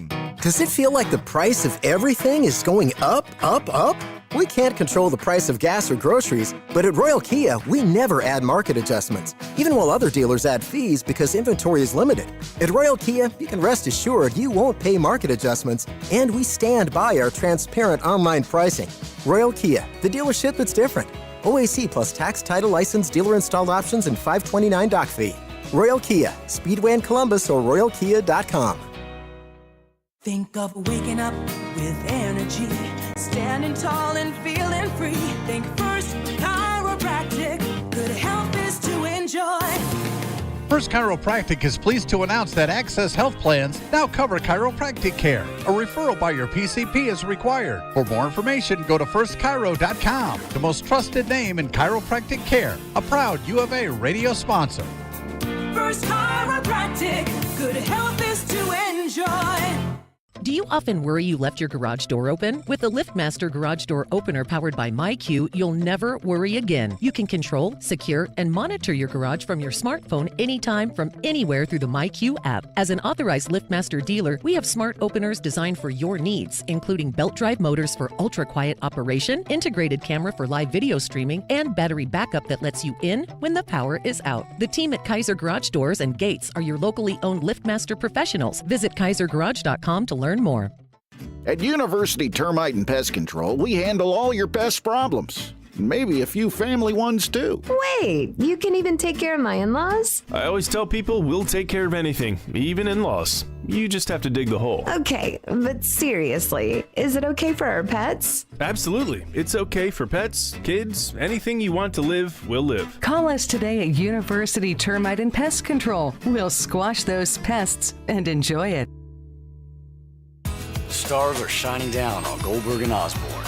The Eagle has more than 2,200 5-star Google reviews from across Arizona, like these. They go that extra mile to let you know they care. A wonderful experience. They treat their clients like family, and their professionalism is the best in the business. They made sure I got a great offer. Like a bulldog, they fought for me. Well said, everyone. After any accident, remember, deferred is the word. Visit Goldberg and Osborne at 1-800-THEEAGLE.com. Sean Furrier for Jack Furrier Tire and Auto Care. Now that winter is really here, cooler overnight temperatures mean that your tire pressure warning light could be on. In most cases, you solve the problem by simply adding the correct amount of air to your tires. As always, you can stop by any of our 14-area Jack Furrier Tire and Auto Care locations for a free tire inspection and air pressure check. And if you need help with that low pressure warning light, we fix those too. Check out jackfurriers.com. Jack Furrier Tire and Auto Care since 1960, here to get you there. The Window Depot has everything you need to create the kitchen or bathroom of your dreams. Browse the aisles of in-stock cabinets available in a variety of sizes and configurations and instantly elevate your space today. Visit a showroom and let our experts guide you. Whether you're choosing from ready-to-go designs or creating a custom masterpiece, we can help you select the perfect wood type, color, and style, and top it off with unique hardware to complete your look. Find a location near you at thewindowdepot.com. The Window Depot, more than a window store. Our Window Depot coverage of U of A basketball continues. This is the Meridian Wealth Management Arizona Game Day pregame show on Wildcats Radio 1290. Now, back to your hosts, David Kelly, the captain Kelvin Yvonne, and J.W. Madden. Ball knocked away, got it back. Cats trying to tie it up, stolen away by Bradley. Now the Wildcats on the run. Ahead to Lewis. KJ to the bucket and lay it in. Time now for a look at today's Wildcat opponent. The Scouting Report is brought to you by Jack Furrier Tire and Auto. Jack Furrier, since 1960. We're here to get you there. Okay, the rivalry is renewed in Tempe. It is the Wildcats and the Arizona State Sun Devils, the first ever meeting between the two rivals in the Big 12 on the hardwood. Pleased to be joined by Kyle Dodd, Arizona basketball class of 2003, analyst on the Sun Devil Radio Network, ASU hosting and winners of two of their last three after a 4-game losing streak in the Big 12. Kyle, I appreciate you taking some time to join us. What's been nice about these last 3 games and getting a couple of wins for the club? Well, not to travel, I know that. That hasn't been nice. But I missed the 1-hour flight to UCLA and USC. But, I think the thing that the Devils have kind of dealt with is the injury bug. Had a nice non-conference, some good wins, some resume building wins, for the tournament and whatnot. But, kind of just hit a rough patch in conference play, and as you guys know, there's no nights off. There's not a lot of wins available on the road in this league at all. So they were close in some games, but to be able to push through on the road against West Virginia, who had just knocked off Iowa State, I think kind of gave the guys a little juice. And then played Iowa State tough, very similar to the Wildcat game. Just back and forth, lead changes, the whole night, and then ultimately Iowa State pulled ahead. But then to go on the road again and get a win in Colorado, we were shorthanded. No Jaden Quaintance, who's our stud freshman, and then BJ Freeman, who's been really good for us lately, got hurt 3 minutes in that game. So Bobby was basically playing 6-7 guys, and so to get a win there, and kind of back in that. The positive side of things, but it's going to be a tough test on Saturday. We know the rivalry has not been kind to the Sun Devils over the years, so it's going to be a fun atmosphere, I'm sure, as always, and we'll see what happens. Well, you mentioned injuries. Obviously, it seems like it's been a lot of ankles. Josan Sanu had an ankle, obviously, late in December, and Jaden Quaintance, you mentioned, missed the last game due to an ankle. What's Jaden's status heading into this matchup? From what I hear, I think it's probably going to be a game time decision. But I'm hearing, or I haven't got official word, but I think he's going to try to give it a go. Which is huge for us. The kid is literally a kid. He's 17. He'll finish the season at 17. He doesn't turn 18 until July. He is the youngest player in college basketball, but the kid absolutely plays his tail off. He's really elite defensively, very athletic, and I think that's a huge key to keep him on the floor, to get him on the floor. And then Josan is just kind of working his way back. He's been he missed almost a month, and just kind of trying to get confidence in the foot and the ankle back. And I think that's the key for the Sun Devils, just try to get to that game tomorrow with all guys on deck. Today's scouting report is brought to you by Jack Furrier Tire and Auto Care. Jack Furrier, since 1960, here to get you there. We're chatting with Kyle Dodd. He is the analyst on the Sun Devil Radio Network. And you mentioned, obviously, this is you talk about Quaintance, you talk about Sannon. These are young guys. Has that been a challenge to have, these younger players kind of be at the forefront of what Bobby's trying to do with this year's club? Yeah, I think, the dynamic of college sports in general has changed so much. You don't have guys that are in your program for 2-3 years. You don't have the chemistry, the guys that have played together. So to add some really talented, I think their recruiting class was the top 10, but really talented guys, but being so young, it's been a little bit of a challenge. And then the other guys that you added were out of the portal, and they've played other places and played college basketball, but haven't played together. So it's one of those situations where every year you're kind of, either it clicks or it doesn't. And I think for the most part in the preseason, they had some good chemistry, some good rhythm, but again, the injury bug hit, and that's been a struggle. But, just getting these guys back on the court together. And then, the young guys,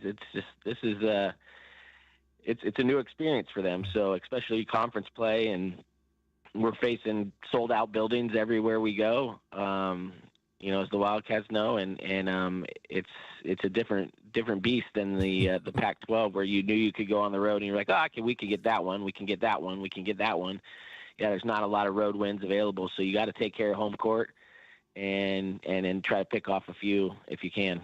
Then one thing that just kind of stands out, obviously, when you look at the numbers with this team, Kyle, is just the balance. It looks like Bobby Hurley's getting scoring from just about everybody. Has that been a benefit? Is that been a negative, that maybe there's not been one guy that's kind of stepped up and been that guy that can get you 20 a night versus, pretty much everybody kind of being a double-figure guy?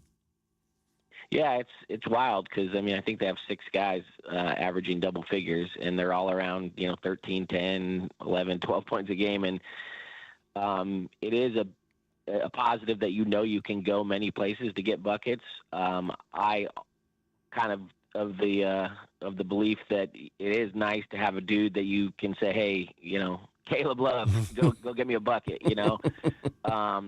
but Bobby has options. He can go a number of different places, but yeah, it's always nice to have a guy that is your dude. But it's been a balanced attack, and I think that's just the way they're going to have to play the rest of the year. And And for us, it's a different guy every night, it seems like.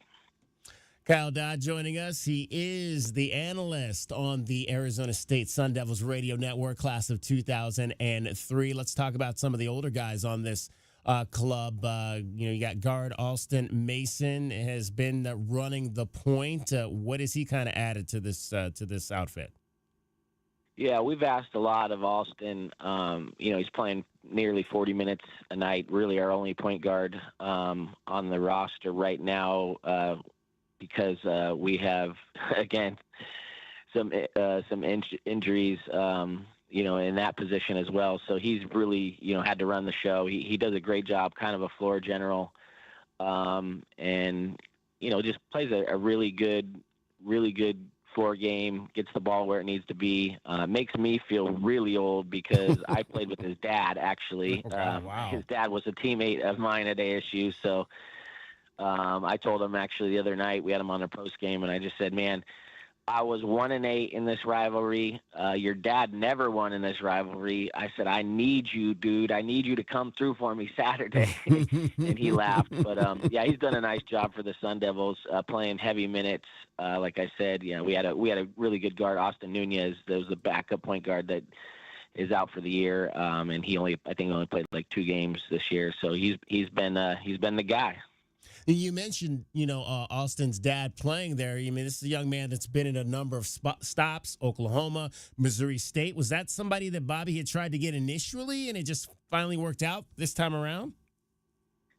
Yeah, I don't know how much they were in on him off the bat.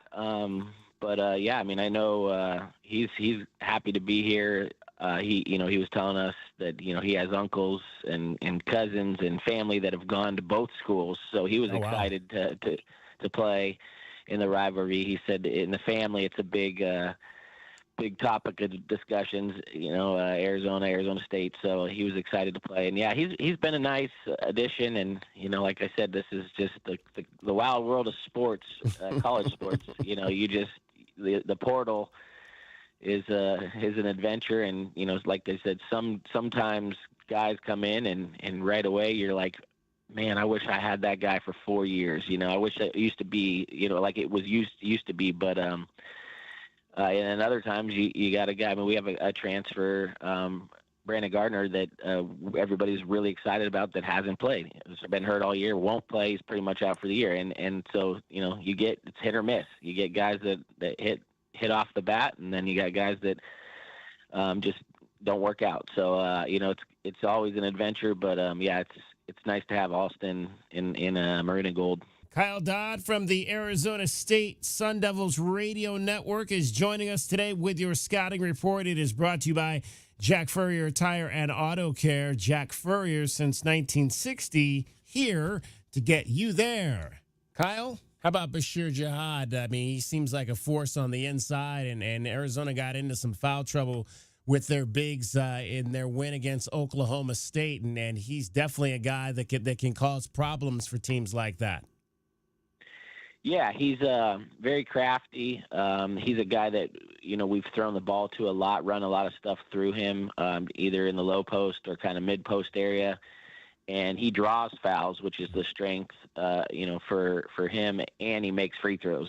So, that's something that Bobby's definitely done, is play through him a little bit. And like I said, he can get to the line and make free throws, and been very crafty. He's been pretty good for us throughout the year. We're chatting with Kyle Dodd. He is the analyst for the Arizona State Sun Devils radio network, and he is a member of the class of 2003. He has played in this rivalry. You mentioned, obviously, you had that conversation with Alston about the rivalry. What do you tell the players about what this game means to alums like you? Yeah, it's different. It's a different atmosphere, different game. And as I mentioned a couple times already, some of these guys are, they're here for a year, so they don't quite understand what we know the rivalry to be about. But it's a different. There's a lot of hate. There's a lot of chippiness, and something about the Devils and Wildcats locking it up, I think, gets everybody's juices flowing. I I don't love these games. Like I don't enjoy the Arizona State U of A games, football, basketball, baseball, whatever. It's like a different feeling for me. I just I have a new appreciation for it now that I'm older and have kids, and I really appreciate, I said this yesterday on a show, I really appreciate what, Arizona has built down there, and the fans, and just the passion and the energy, and I'm entertained by the meltdowns of U of A fans, on the littlest of things, because I'm like, man, I would love to have your problems as a basketball program, because, but the expectations are so high down there. So it's, it's a great rivalry in all sports. And like I said, the rivalry in basketball has not been kind to us, but that's, you got to give credit to Arizona for building what they've built down there. And it's just such a great basketball program, and, top 25 every year, top 10 recruiting class every year. They've got a lot of dudes down there in Tucson. So anytime you can step on the floor and try to beat them, it's a good thing. But it's always a challenge, especially in our building, because people, travel so well up from Tucson, and it frustrates me. I plead with our fans, like, please, keep the red out of here. The U of A chants gotta stop. I mean, we always have the students, and generally we outnumber them, but there's been times in the past where I'm like, oh my God, like there's half of the regular crowd is Arizona fans, and lately, over the last several years, I think since Bobby's been here, that hasn't been the case. But it's fun. It's really fun to lock it up. But like I said, I don't personally enjoy it. I have this like this feeling of like, I just don't even. Just tell me who wins, and let's call it a day.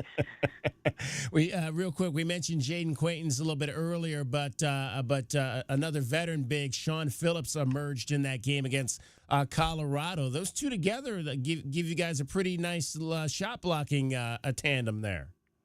Yeah, JQ is I think top 3 or 4 in the nation in shot blocks, and then Sean has been his backup, and really struggled throughout his career to stay on the floor without fouling. A very passionate kid, very energetic. He's a 7-footer, crazy athletic, has some serious bounce.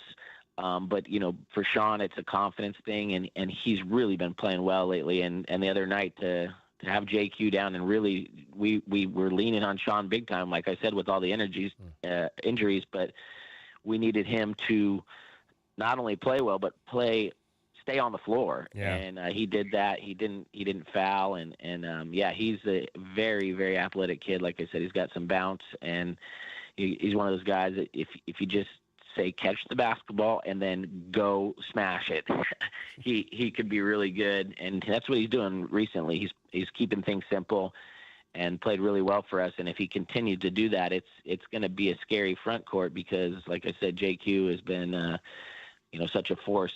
Even as young as he is, he's been one of the better bigs in college hoops. What are the keys for a Sun Devil win, Kyle? I think a fast start. Try to keep the crowd in the game. And I think they, it sounds stupid, but they got to make shots. I mean, when they hit threes at a high clip, they've been able to pretty much play with anybody. They have no bad losses. All their losses are quad 1 losses, except for one, which was at Cincinnati. And they have some really nice wins. So, I mean, they can play with anybody. I think Arizona, for a long time under Tommy, had struggled to guard the 3-point line. And recently, I think the reason why they're playing so well is they've kind of fixed that. But I think that's a key for the Sun Devils, knock down some threes, play free, play fast. And like I said, just hopefully rely on your home crowd and get a rivalry win. Kyle, we always appreciate the chance to talk this rivalry with you, a guy that's played in it and been a part of it. Thank you so much. Yeah, anytime, guys, and we'll have some fun on Saturday.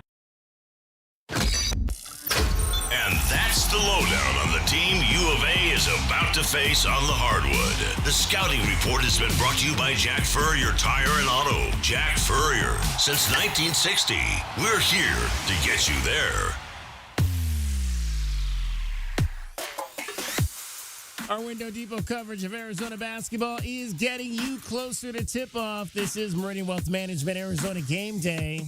Hour 2 of our pregame show is brought to you by Dave & Buster's Tucson, Dorado Rock, Goodfellas AC, Humane Society of Southern Arizona, Lexus of Tucson, Recon Auto Detail, Right Way Heating, Cooling, and Plumbing, Rocking K, a master plan community designed by nature, University Termite and Pest Control, and by Meridian Wealth Management, wealth well managed, life well lived. Do you trust those in charge of your financial future? Trust is founded on 3 core principles: competence, honesty, and benevolence. Those making decisions about your financial future should always place your best interest ahead of their own. I'm Natalie Fernandez-Lee, and at Meridian Wealth Management, fostering trusted relationships with our clients is our top priority. Call us at 719-1433 or visit meridianwealthllc.com to learn more today. Advisory services provided by Meridian Wealth Management, a registered investment advisor.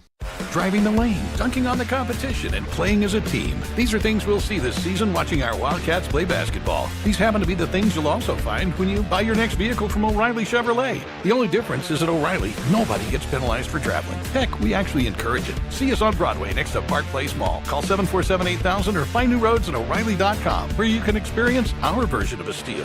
O'Reilly Chevrolet, more than a great price. O'Reilly Chevrolet.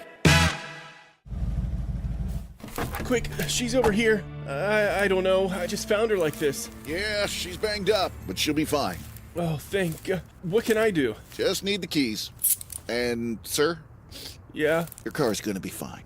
Thank you. Mobile detailing from Recon Auto Detailing. Tired of wear and tear on your vehicle or just tired of cleaning it yourself? We'll come to you. Book with us online and see why we have over 1,100 5-star reviews. Recon Auto Detailing. ReconDetail.com. Experiencing the natural wonders comes easy at Rocking K. Nestled at the base of the Rincon Mountain foothills, enjoy stunning mountain views up close every day.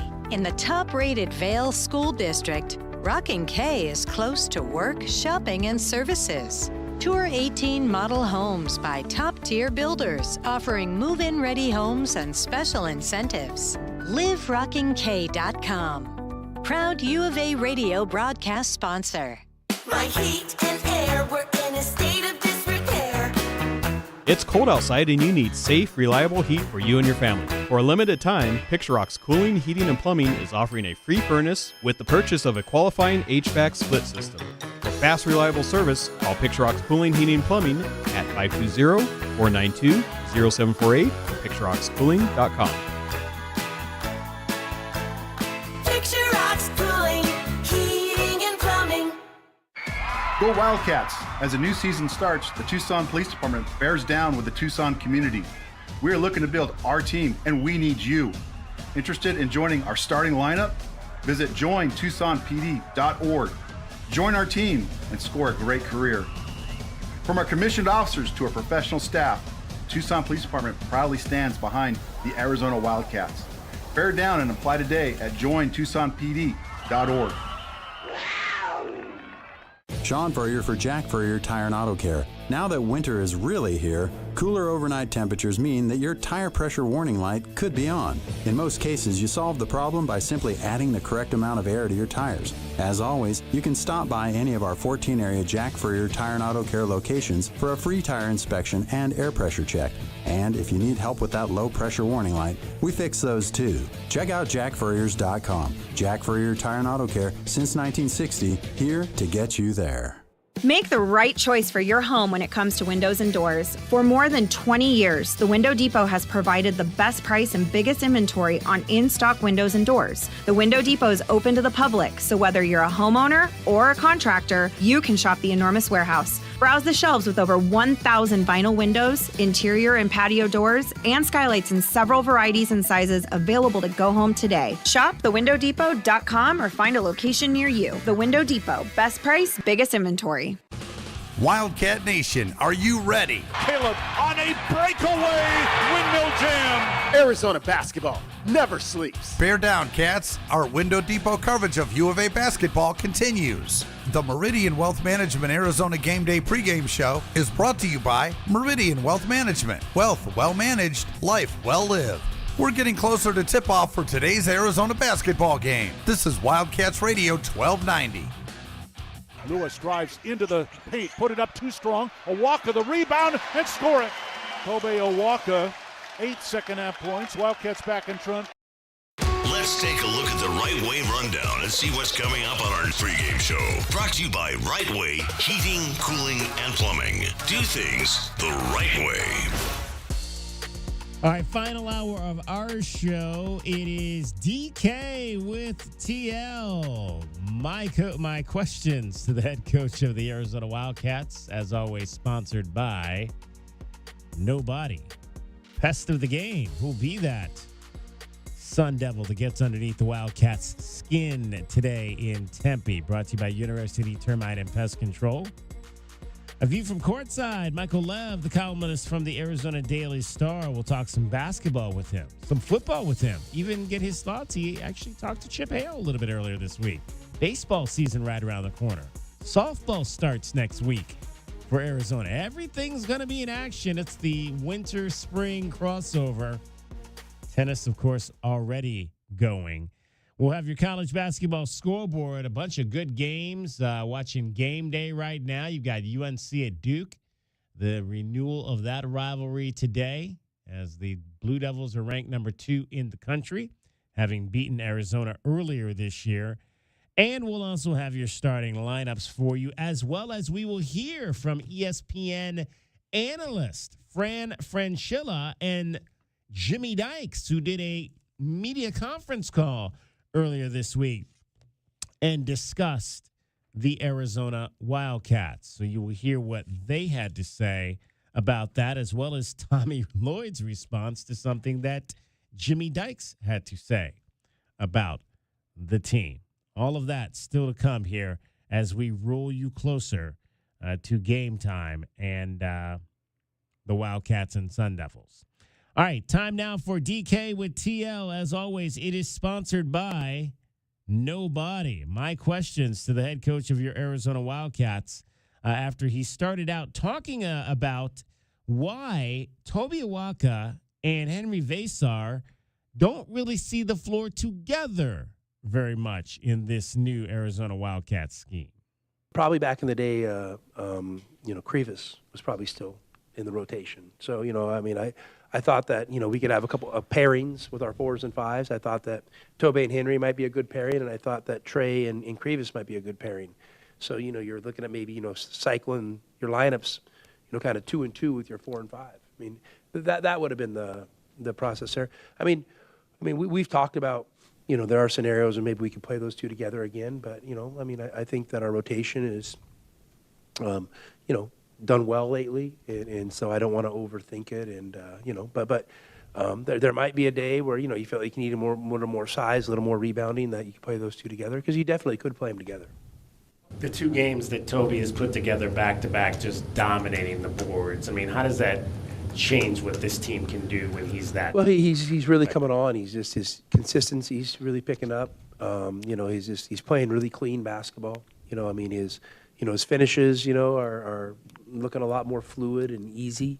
And those aren't easy. When you're getting a rebound in traffic and coming down with 3 big guys around you and kissing it, softly off the glass is really hard to do. So, he's just made a lot of progress. And, I think last game he hit a free throw line jumper. He had some drives. So, I'm excited about the direction he's going. And to me, it looks like he's going to keep trending in that direction. Tommy, obviously, Josan was a guy that you guys wanted here. What have you seen from him on tape or through this? Well, Josan's really talented. He's a really talented. He's a super nice kid. He's an elite jump shooter. Who projects well in the future. So, he's a guy that if you leave him open, it's no surprise when it hits the bottom of the net. He's got that kind of, I guess as the kids call it today, that kind of strap, that kind of shot. Your perspective on that last shot from Caleb, just kind of, what you saw, your reaction when you saw the ball go in? I mean, when the ball goes in, you're like, wow, we just got maybe a little bit of a gift. Let's take advantage of it. And fortunately we did. It was great. It was a great moment, for our program. I would have liked to played better down the stretch, but, we didn't. And, Caleb made an amazing play to kind of give us an opportunity to win the game. And, Iowa State's a really good program, and it's a meaningful win. But, what I noticed this week is it kind of lit a fire under our fan base, and got people excited about basketball, the way that they oftentimes are here. So that's encouraging. When people are excited about basketball here, it's great for our community. Jihad is a guy, Tommy, that is able to draw a lot of fouls on the inside. With what happened at Oklahoma State, you guys getting into some foul trouble, is that a point of emphasis this week when you have a player like that? I'm not too worried about foul trouble. I think we have enough bodies we can cycle through. Obviously he's proficient at drawing fouls. He's one of the better guys in the country, and we want to play physical, but we want to play clean, and hopefully, we won't be in situations where we're getting a bunch of ticky-tack fouls on him. All right, that is Tommy Lloyd, and my questions to the head coach this week, as always, they are sponsored by nobody. If you want to sponsor my questions of the week to the head coach, feel free to give us a call here at the radio station, 520-887-1000, and you can be the sponsor on DK with TL or DK with BB during football season, as we do it with Brent and Brennan weekly as well, twice, in fact. 520-848-1290 if you want to comment on this game today, the Arizona Wildcats and the Arizona State Sun Devils. We'll take your text. We'll read your text on the air. You can call the show if you'd like to. We don't take a lot of calls on the pregame show, but if you do want to get in, we will chat with you as well. We mentioned earlier that there was a press conference this week with ESPN analysts Fran Fraschilla and Jimmy Dykes. Fran Fraschilla was on the broadcast here Monday night when the Wildcats knocked off Iowa State. And I think he was actually on one of the broadcasts last week as well. He may have been on the broadcast, I think, over in Oklahoma State. So he has seen Arizona a couple of times in recent weeks. Jimmy Dykes was on the broadcast when the Wildcats were down in the Bahamas. So he saw the team early in the year. These two guys talked about the Arizona Wildcats in a conference call this week. Fran Fraschilla first on what he thinks of Tommy Lloyd's squad. They're a top 15 team right now. Now, they're not in the polls, but they are in every analytics. If you look at every analytic, Torvik, Ken Palm, Evan Mia, and it's really interesting. I'm gonna explain this. It's gonna sound harsh at first, but this was a case of addition by subtraction. They had high hopes for Mo Krivas, obviously 7'2" sophomore, and he would have been terrific. But when he got hurt, by necessity, they had to juggle that lineup. As you know, you've watched them. Yeah. And it's made the team tighter. There's less confusion about where Carter Bryant's going to play. He's playing mostly at the 4. Yeah. It meant that Toby Awaka had to step up. Vasar had to step into a role, the 7-footer, as you know. And I think Tommy did a masterful job. They had a 13-point lead against UCLA in Phoenix. Yeah. But that game turned them around. I love their team, their backcourt. In the Big 12, there's some excellent backcourts. Iowa State, Houston, Baylor, this team. I think the Arizona backcourt is probably one of the top 10 in the country. Caleb Love is the home run hitter. He's going to hit 45 homers. He may hit 240 and strike out 200 times, but he's going to hit 45 homers. He did it the other night. Yeah. I like their team. I wish they had one more body, maybe one more scorer, but they're a team I think can get to the Sweet 16. I do. Yeah. I think they're going to, if they don't fall apart, I think they're going to be in the NCAA tournament. And, certainly in a year that started off and by the way, Jimmy ought to comment on this because he was with them. Yep. But I love where they've come from since November. Yeah. Fred, I was just thinking that as you were talking, because I obviously I saw them 3 straight days in Atlantis, and I had a couple of conversations with Tommy about his team, and he kept saying, man, I just don't know. I don't know if we're gonna be able to put this thing together or not. And where they were in November, I left Atlantis thinking, man, they got a lot to figure out, And Fran knows it's not easy to turn your team around in the middle of the season. I know it was early in November, but you just got games coming at you. You're trying to figure your own team out. And to me, that's a sign of a guy that can really, really coach. It wasn't smooth for them early. But they have figured out who they are. So I love their individual pieces when I saw them in Atlantis. Those pieces weren't fitting, but now they are. I'm with Fran. That's a Sweet 16 team if they stay healthy now going forward. Iowa State, they're as tough as they come, and the thing that stood out to me in the arena, now it's McHale, so it's one of the 5 or 6 best places to play college basketball. The intensity level that Arizona played with that night was equal to Iowa State. That was palpable on the court. And so you got to take that intensity on the road, especially in leagues like the SEC, Big 10, and Big 12. If they do that, they're going to have a very successful February. I thought their grittiness and toughness. And by the way, Tobe Awaka, I don't know how he played Jimmy in November, but Tommy challenged him, and he dominated that good Iowa State front line the other night, as you know, Bruce. Interesting, the comments from Jimmy Dykes about what Tommy Lloyd said there in the Bahamas about how at that particular moment he wasn't sure how things were going to work out with this team. Bruce Pascoe asked that question to Fran Francella and Jimmy Dykes, and he followed and asked Tommy in the press conference yesterday about the comment that Jimmy Dykes just made there. I never lost belief in this team. I never did. We hit a hard stretch. We had a hard schedule, and and things kind of unraveled, faster than we could put them back together. I think we've put them back together, but here's the kicker: just because you feel like you put them back together doesn't mean they're going to stay together. You got to keep fighting for it. That is indeed the case. J-Dub, thoughts on, the fact that, and I don't know that was anything we necessarily didn't know, but that Tommy would admit to somebody. It's like, yeah, I'm not sure about this team at the moment. I don't buy it at all. I mean, I think that's an offhand. I don't believe for a second, DK, that Tommy Lloyd said to a reporter, we're not going to be very good going forward based on those games in Atlantis. I don't think that's true at all. I think the idea being that the guys, we've talked about it on the pre and post all year long. Trey Townsend, Tobe Awaka, Carter Bryant, the rotation guys coming in this year. Add Henry Vasar into that. Didn't play last year, spot minutes as a freshman.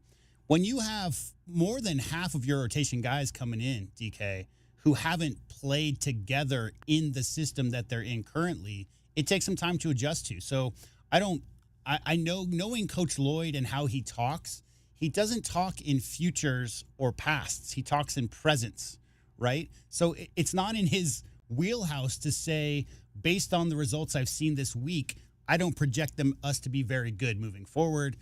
And I will say this. I mean, the teams they've lost to this year, DK, are Wisconsin, Duke, Oklahoma, West Virginia, and Texas Tech.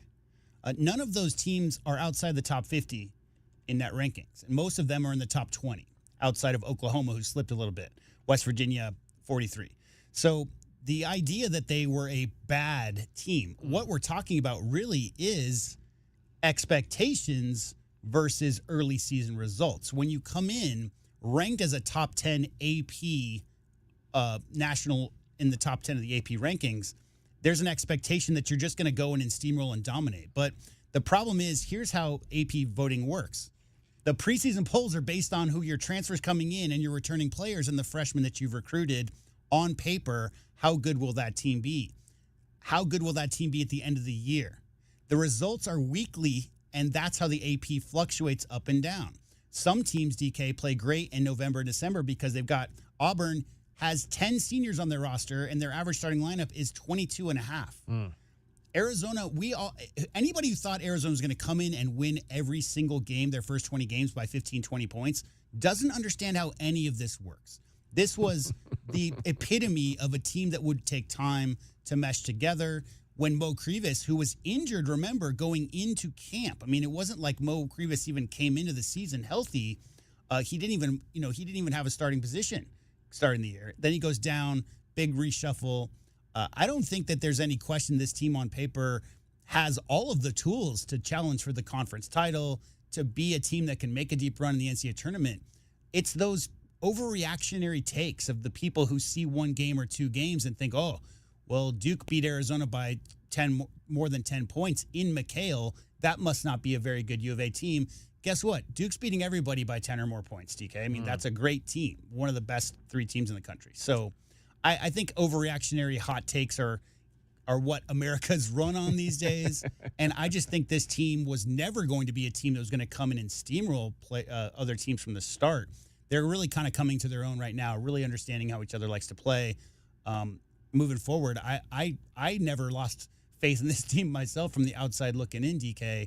I think a lot of fans may have, and Coach Lloyd's saying that he's excited that the Arizona fan base is excited. That vocal minority of the fan base are those ones who were sky is falling in November and now elated that Arizona is one of the best teams ever and telling everybody about it. I don't tend to listen to those kind of takes. All right, let's get to our pest of the game today. Who is today's pest of the game? 1 second.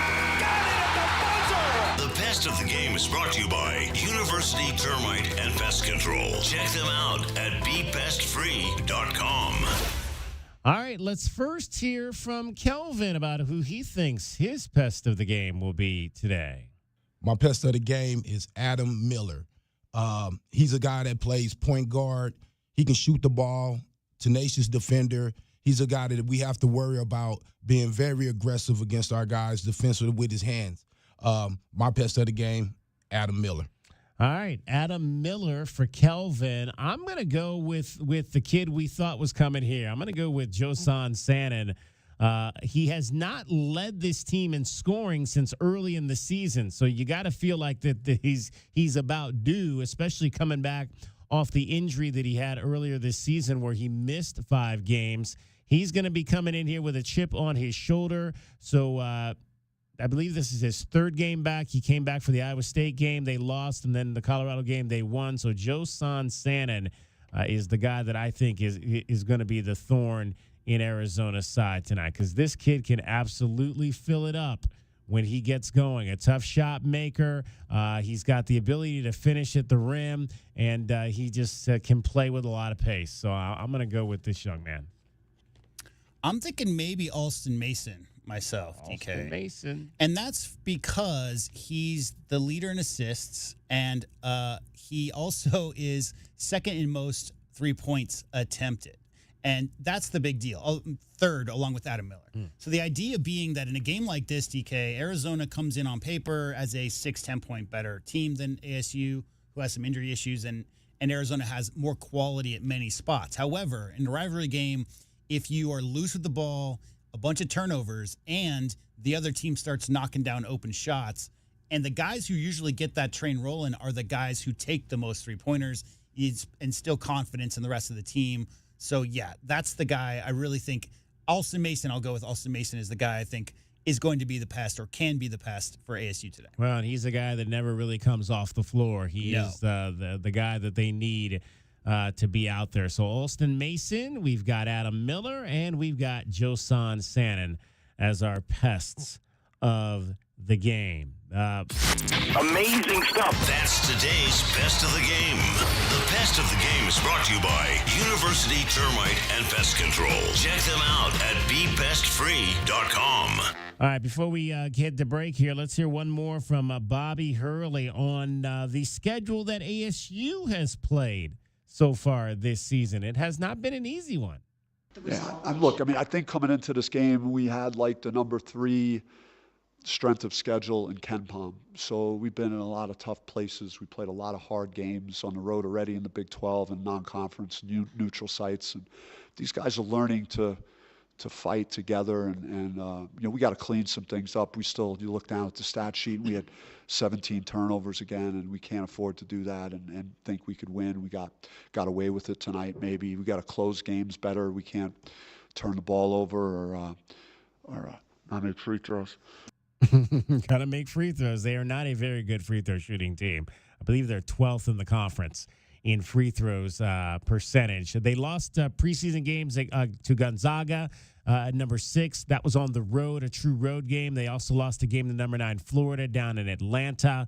And they played over in that Palm Springs event where they actually won a couple of games over there against New Mexico and St. Mary's during the preseason. They also won a game against Grand Canyon during the preseason. So that's kind of been the non-conference part of it. Some struggles in the conference. As we mentioned, they lost 4 in a row.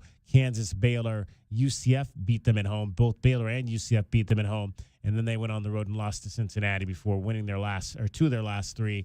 A big win on the road at number 23 West Virginia before losing at home to Iowa State and then going on the road and winning at Colorado. The end of that comment by Coach Hurley, we didn't have a chance to get to it, but he basically said also that he wasn't happy with the quote-unquote practice environment up there at the school up north last Saturday, in that we talked quite a bit about the number of Cyclones fans who came to McHale, DK. Yeah.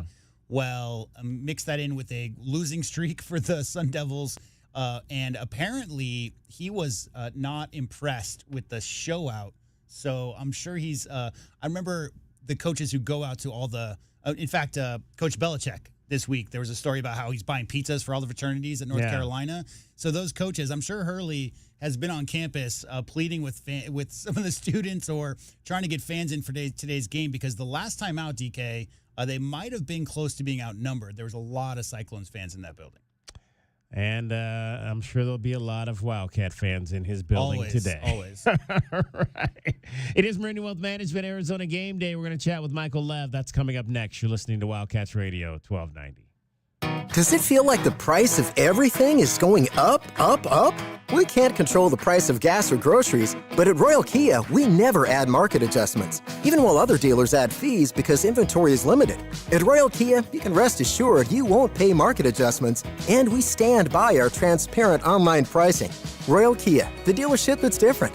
OAC plus tax, title, license, dealer installed options, and $529 doc fee. Royal Kia, Speedway in Columbus or royalkia.com. Hey, man. It's me, your furnace, man. Hey, can I get a light here, man? I know we live in Arizona, so I understand I'm not, like as cool as your air conditioner. But I still need a tune-up at least once a year, man. So get the best in town, man. Goodfellas AC, bro. Hey, anybody smell that, man? I swear it wasn't me. Okay, it was me. Good service, good prices, Goodfellas. GoodfellasAC.com. If you're suffering from back pain and your physician is giving you a back brace or a pain pill or an injection and not explain the process of what you have and how to rehabilitate yourself, then there might be something missing. I'm Tom Corey. I'm a physiatrist here at Desert Sky Spine and Pain. If you're looking to find the root cause of your pain, any pain that's limiting your function, limiting the things that you want to do in life, call us at 520-229-2080 or find us on the web at desertskymedicine.com. Broadway in Tucson presents the new 2024-2025 season, featuring 6 blockbuster productions, including Mamma Mia and the Southern Arizona premieres of Clue, live on stage, Beetlejuice, Some Like It Hot, the Neil Diamond musical, A Beautiful Noise, and Shucked. Secure your signature season tickets today and get the best seats at the best prices. Visit BroadwayInTucson.com and secure your 2024-2025 season tickets today.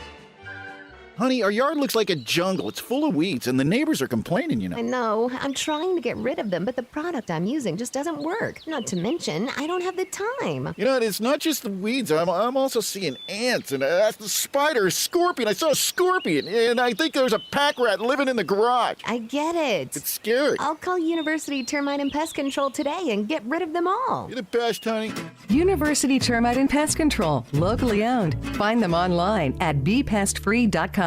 Right Way Heating, Cooling, and Plumbing is the ultimate team when it comes to your home's comfort. Thinking about replacing your heating and air system? It's February at Right Way. These are some of the slowest months of the year. We have equipment in stock and our crews are available. And we're including an 80% furnace absolutely free with the purchase of an air conditioning system. And if that's not enough, we're offering 60 months no interest financing, tax credits up to $2,600, energy efficiency rebates, and 10-year parts and labor warranty. Call or text 520-200-2422 today or visit rightwayac.com. PREGAME.com. Do you trust those in charge of your financial future?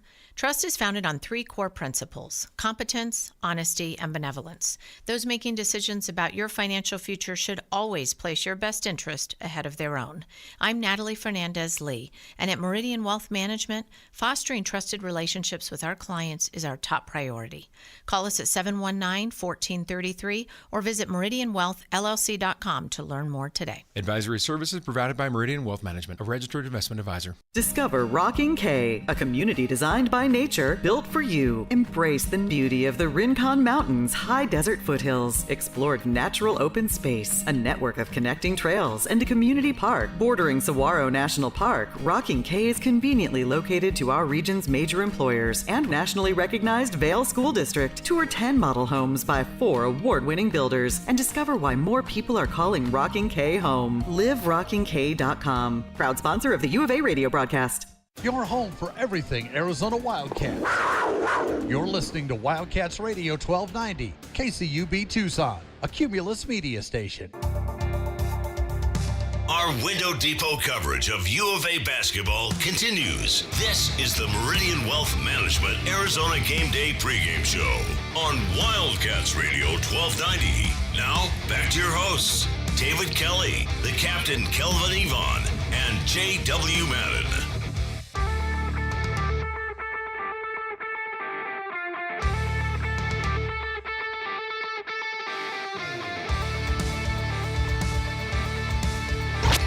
It's time now for us to take you down to front row of the arena. A view from the courtside is brought to you by Kaiser Garage Door and Gates. Kaiser, serving Southern Arizona for more than 25 years.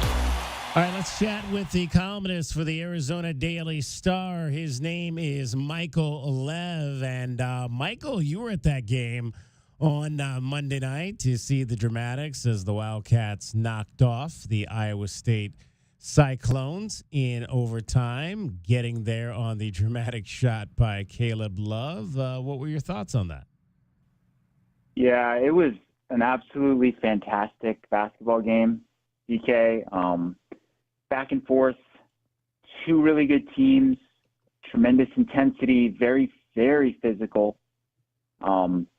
I think it would have been, I was prepared to, say how awesome the game was before the ending,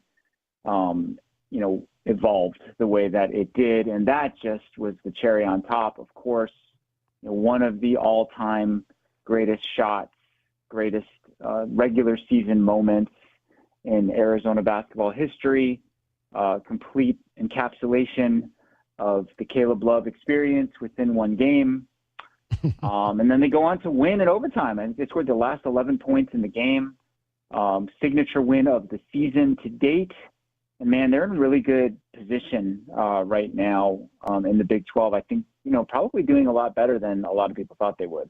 How have you assessed how this has transpired since that loss at UCLA? Obviously, the big thing for me has been the emergence of Henry Vesar and what he's able to not only do at the offensive end, but just the tremendous agility he brings you at the defensive end of the floor, being able to guard a number of spaces on the floor. I just came out and said in yesterday's show, I was like, look, Caleb Love he's been here 2 years. He is who he is, but he's the guy. This team is gonna go as far as he takes them.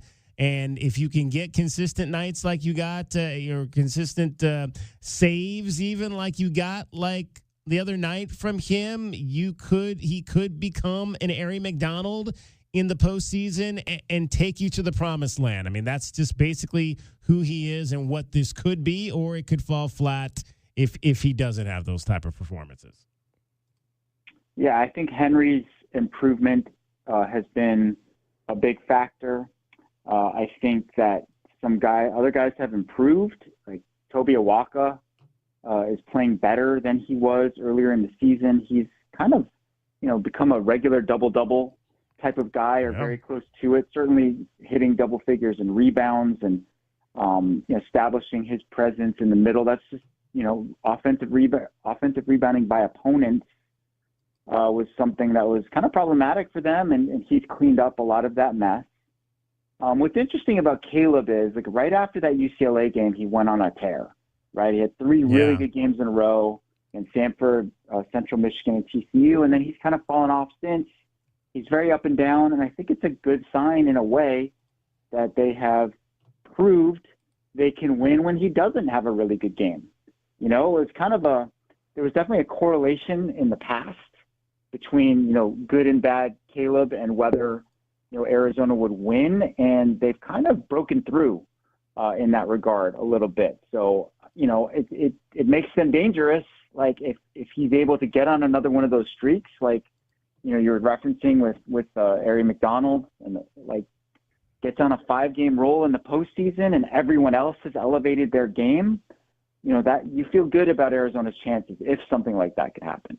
Michael Lev joining us. He's the columnist from the Arizona Daily Star. He writes about pretty much everything University of Arizona as well as high school sports here locally. And it is your view from courtside, brought to you by Kaiser Garage Doors and Gates. Kaiser, serving Arizona for more than 25 years.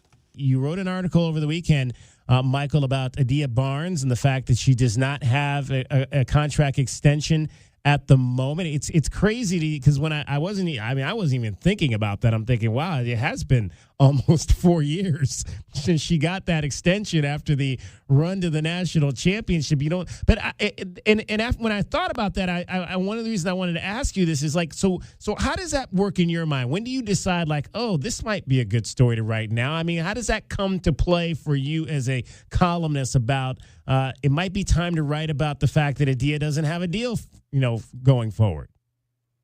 Yeah, I mean, I went to the game on Saturday night, which wasn't part of my original plans, but things changed a little bit, so I was able to go, and then I was thinking about, you know, what I might write about. And obviously, it was a big win for the women's basketball team. Could have just written about that or kind of where they're at, you know, at the midpoint of the season. But this is a topic that has been of interest to me. It's something that I've talked about a little bit behind the scenes with my colleague PJ Brown, who covers, you know, the team on a daily basis, and it just felt like the time was right. You know, midpoint of the season in the Big 12 anyway. You know, I had a lead in mind, you know, that could make it work, and it's an argument that I feel like is pretty compelling. You know, based on everything that she's accomplished to date, where she's at in the course of that contract. Now, I also understand why it hasn't happened yet, because she has a new boss, and the new boss wants to kind of feel things out and really do a comprehensive examination of the state of the program, and feels like she needs time to do that. I think the issue is going to come to a head, you know, in the immediate aftermath of the season, whenever it ends. I think money is going to be a sticking point, because I don't think that Desiree Reed-Francois is going to want to pay Adia Barnes as much as she's been making, but, you know, maybe there's a way they can figure something out where she gets a little bit less, and that difference can be made up with incentives or maybe some sort of NIL or revenue sharing promise or guarantee for the program. So we'll see. Yeah, we're kind of in that. We're kind of at the point now, Michael, where we're starting to try to figure out what this athletic department and this budget is going to look like moving forward, and how all those numbers are going to be made to be able to work with each other, and what's going to be important and maybe what's not necessarily going to be as important as it has been in the past. Yeah, it's a great point. I mean, it still feels a little bit like a moving target because there have been so many challenges to the House settlement, which is still not completely settled. So we'll see if anything moves in terms of the numbers. I know that, you know, Desiree she put out she and her staff put together a whole bunch of different models looking at all the different ways to do it, and their communication with the coaches and leaders of each program has been pretty consistent and clear. They've done a good job of letting everyone know where they stand. You've heard this term, I'm sure, about tiering of programs within athletic departments, and I haven't heard that in association with Arizona, but it also kind of feels inevitable. doesn't it? I mean, tiers already exist to some degree. Like men's basketball and football are probably at the top tier, and Right. women's basketball, I'd say, is probably number 3. And, baseball and softball are 4 and 5, and then there's kind of everybody else. Who's going to fall victim to a lack of funding or lack of resources? I mean, it's not going to be the ones at the top, Yeah. right? It's much more likely to be the ones near the bottom.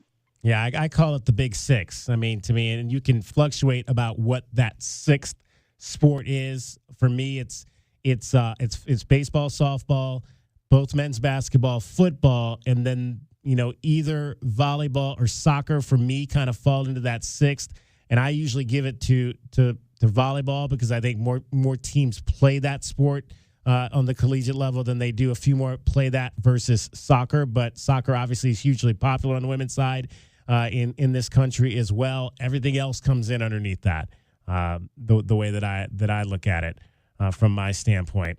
Michael, football obviously has made a lot of changes, and in terms of the transfer portal right now, we kind of look at what On3 likes to say, and they have ranked this transfer class as number 13 out of 16.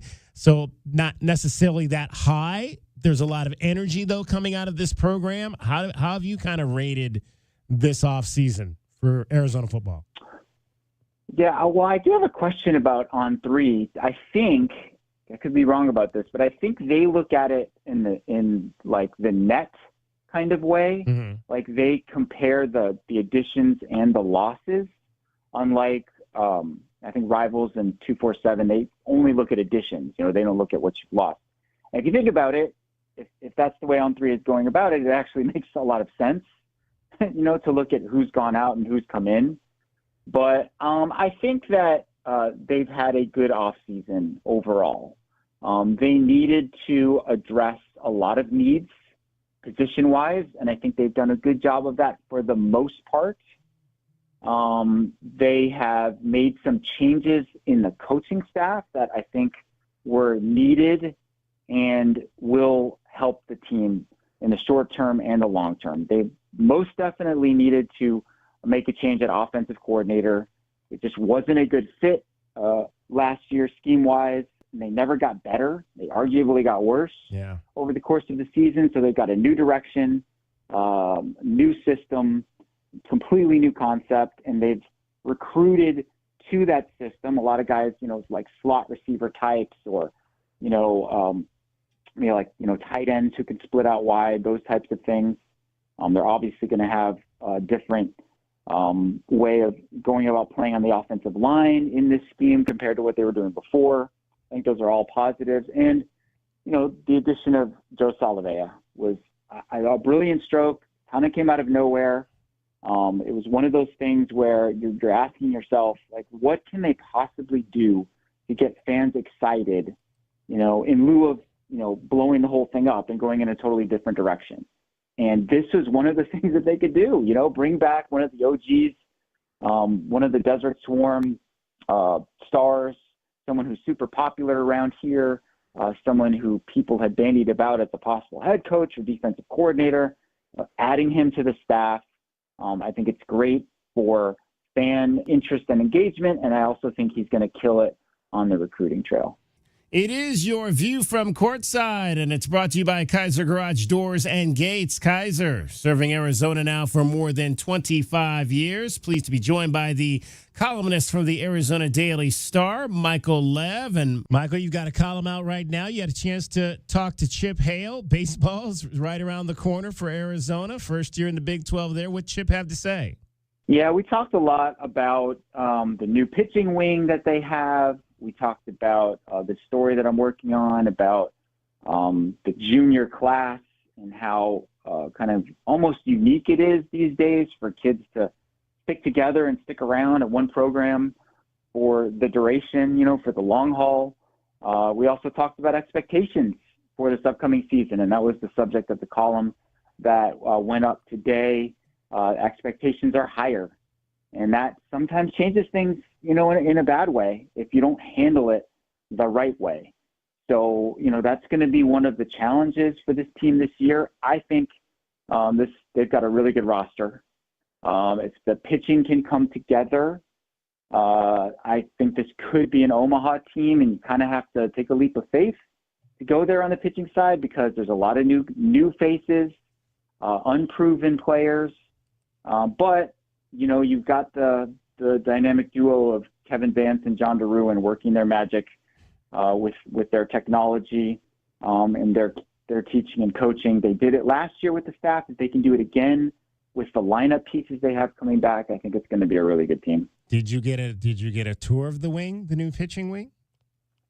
I have been to the wing a couple of times. Yes. Wow. Okay. I mean, it's just in the back. Yeah. I mean, what they did is they had room behind where the batting cages are, inside the Terry Francona Center, and they decided to put it to good use. And I think they're one of only, I want to say 6 programs in the country that have one of these.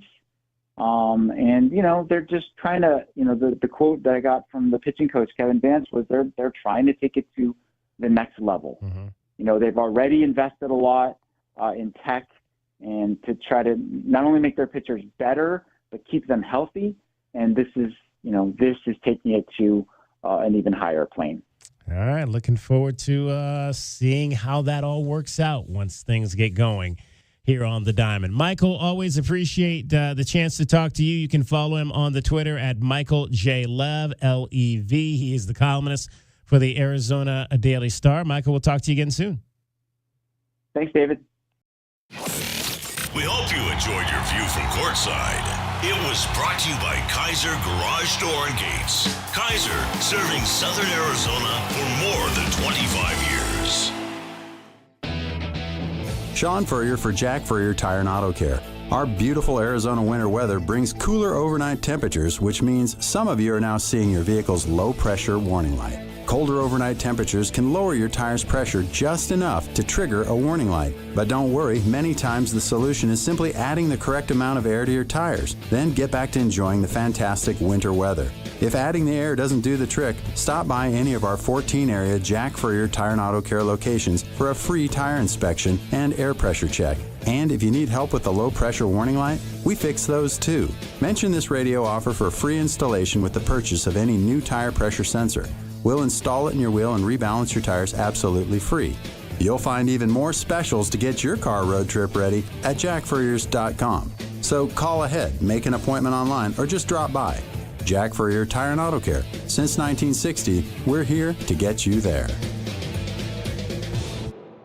Hi, this is Peter Costa, former governor of the New York Stock Exchange and proud member of the Advisory Business Council with Meridian Wealth Management. One thing I've learned over 40 years on the floor is the value of a trusting relationship with your financial advisor. After all, everyone is a genius when the markets are going up, but when they drop, that's when the guidance of a professional is most important. For more information about Meridian, call 719-1433 or visit online at meridianwealthllc.com. Advisory services provided by Meridian Wealth Management, a registered investment advisor. The garage is more than a place to park your car. It holds prized possessions, and for most, it's a bustling entryway to the home. That's why LiftMaster designed the first ever opener with a built-in wide-angle camera and two-way audio, so you can see what matters and secure what's inside. Ensure your family and prized possessions are secure with a reliable garage door opener that's built to last and powered by MyQ for smartphone control. The team at Kaiser Garage Doors and Gates are your locally owned LiftMaster professionals. Visit kaisergarage.com to learn more. Don't hold back. Just dive right in. This is Desert Diamond. The round-the-clock, off-the-charts, over-the-top spectacle that puts a shine on any day, anytime. The tables are hot to the touch. The slots are spinning winners every day. And the point spreads are yours for the taking. So go ahead. Live the diamond life. Desert Diamond Casino. Visit ddcaz.com. An enterprise of the Donna Autumn Nation. Driving the lane, dunking on the competition, and playing as a team. These are things we'll see this season watching our Wildcats play basketball. These happen to be the things you'll also find when you buy your next vehicle from O'Reilly Chevrolet. The only difference is at O'Reilly, nobody gets penalized for traveling. Heck, we actually encourage it. See us on Broadway next to Park Place Mall. Call 747-8000 or find new roads at O'Reilly.com, where you can experience our version of a steal. O'Reilly Chevrolet, more than a great price. O'Reilly Chevrolet. Cool Willie's Air and Plumbing. Always trust the big guy. Mention your Wildcats and receive $50 off any repair at coolwillies.com. Cool Willie's is proud to be a partner of the University of Arizona Wildcats basketball radio broadcast. Two powerful teams working hard for you to get the job done right every day. Cool Willie's Air and Plumbing. Big enough to help, small enough to care. Remember to mention your Wildcats and receive $50 off any repair. coolwillies.com. If you have old windows, they are probably driving up your energy bills. Upgrade with new windows from the Window Depot. The Window Depot provides unbeatable value and a wide variety of in-stock and custom order windows to fit your style and budget. With our exclusive SI window brand made right here in the USA, you'll get a full lifetime warranty, including glass replacement, for ultimate peace of mind. Order online at thewindowdepot.com or visit a location near you and start your project today. Experience the best prices, the biggest inventory, only at the Window Depot. Our Window Depot coverage of U of A basketball continues. This is the Meridian Wealth Management Arizona Gameday pregame show on Wildcats Radio 1290. Now, back to your hosts, David Kelly, the captain Kelvin Yvonne, and J.W. Madden. Sheds off Lipsy, drives him right, kick it to Townsend, right corner, three ball up and good. Lexus of Tucson charity three for Trey Townsend. Let's take a look at what happened around the rest of the country. The college basketball scoreboard is brought to you by Goldberg and Osborne. Goldberg and Osborne, the injury lawyers. All right. Big 12 scheduled today. This will be the first game that tips off in conference, Arizona at Arizona State, for the 248th time or 249th time, depending on whose game notes you're looking at. Sun Devils believe they have one more win. We'll try to get to the bottom of it for the postgame show. Kansas State at number 3 Iowa State today. And Iowa State obviously coming off their loss here to the Wildcats, 17-3, 7-2. They're still ranked number 3 in the country as they head home. Tommy Lloyd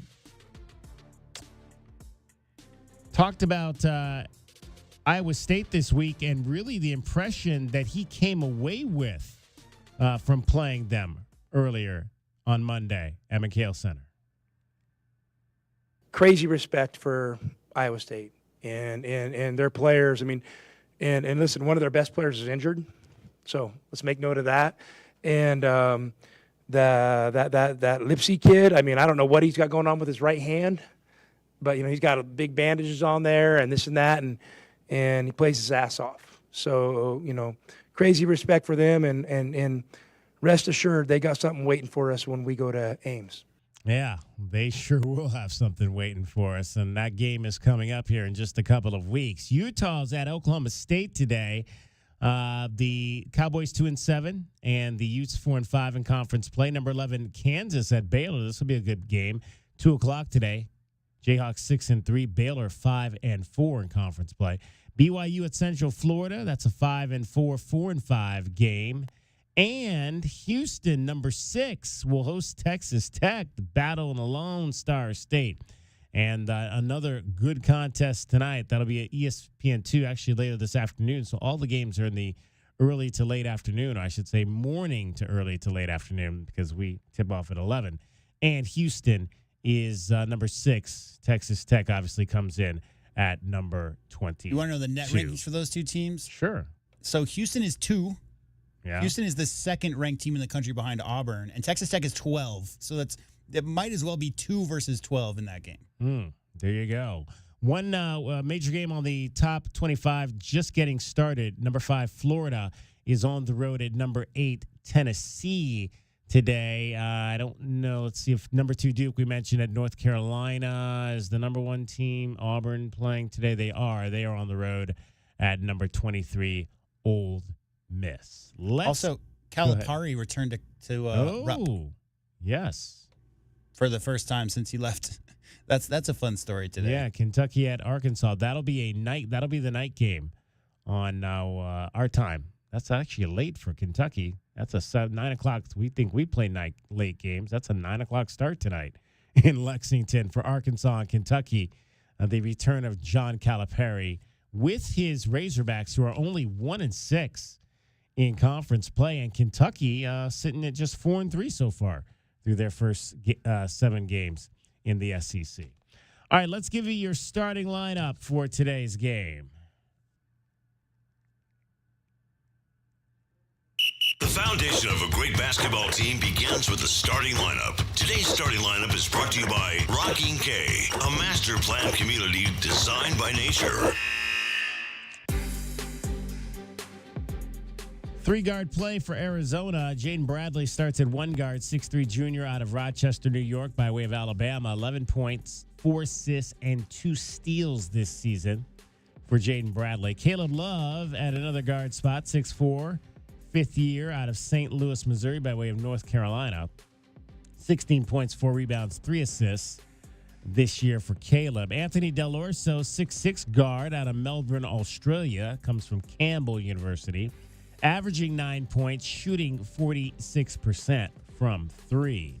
The forwards are Trey Townsend, 6'6" forward out of Oxford, Michigan, by way of Oakland University, averaging 10 points and 4 rebounds. Went over the 2,000-point mark in his career on Monday night against ISU. And Toby Awaka, the other forward, 6'8", junior out of Hyde Park, New York, transfer from Tennessee. 8 points, 8 rebounds, averaging 3 offensive rebounds per game.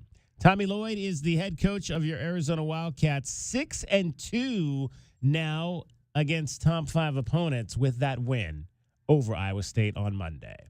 That's going to wrap up our show for today. Thanks to J.W. Madden, thanks to Kelvin Efon, as well as Michael Lev and Kyle Dodd for joining us. Coming up next, the rivalry continues. Arizona versus Arizona State. You'll hear it right here on Wildcats Radio 1290. Bear down, Arizona. Day in and day out, we're inundated with commercials asking to review your portfolio or telling you to get a second opinion. This is Natalie Fernandez with Meridian Wealth Management, and I want to share the advice I give people every day. Talk to 3 different advisors at 3 different firms. It's important to understand their differences and find someone you can trust. I want Meridian to be one of your 3, and then you will decide who is best for you. To learn more, call us at 719-1433 today. Advisory services provided by Meridian Wealth Management, a registered investment advisor. Honey, our yard looks like a jungle. It's full of weeds, and the neighbors are complaining, you know. I know. I'm trying to get rid of them, but the product I'm using just doesn't work. Not to mention, I don't have the time. You know, it's not just the weeds. I'm also seeing ants and the spider, scorpion. I saw a scorpion, and I think there's a pack rat living in the garage. I get it. It's scary. I'll call University Termite and Pest Control today and get rid of them all. You're the best, honey. University Termite and Pest Control, locally owned. Find them online at bepestfree.com. Cool Willie's Air and Plumbing. Always trust the big guy. Mention your Wildcats and receive $50 off any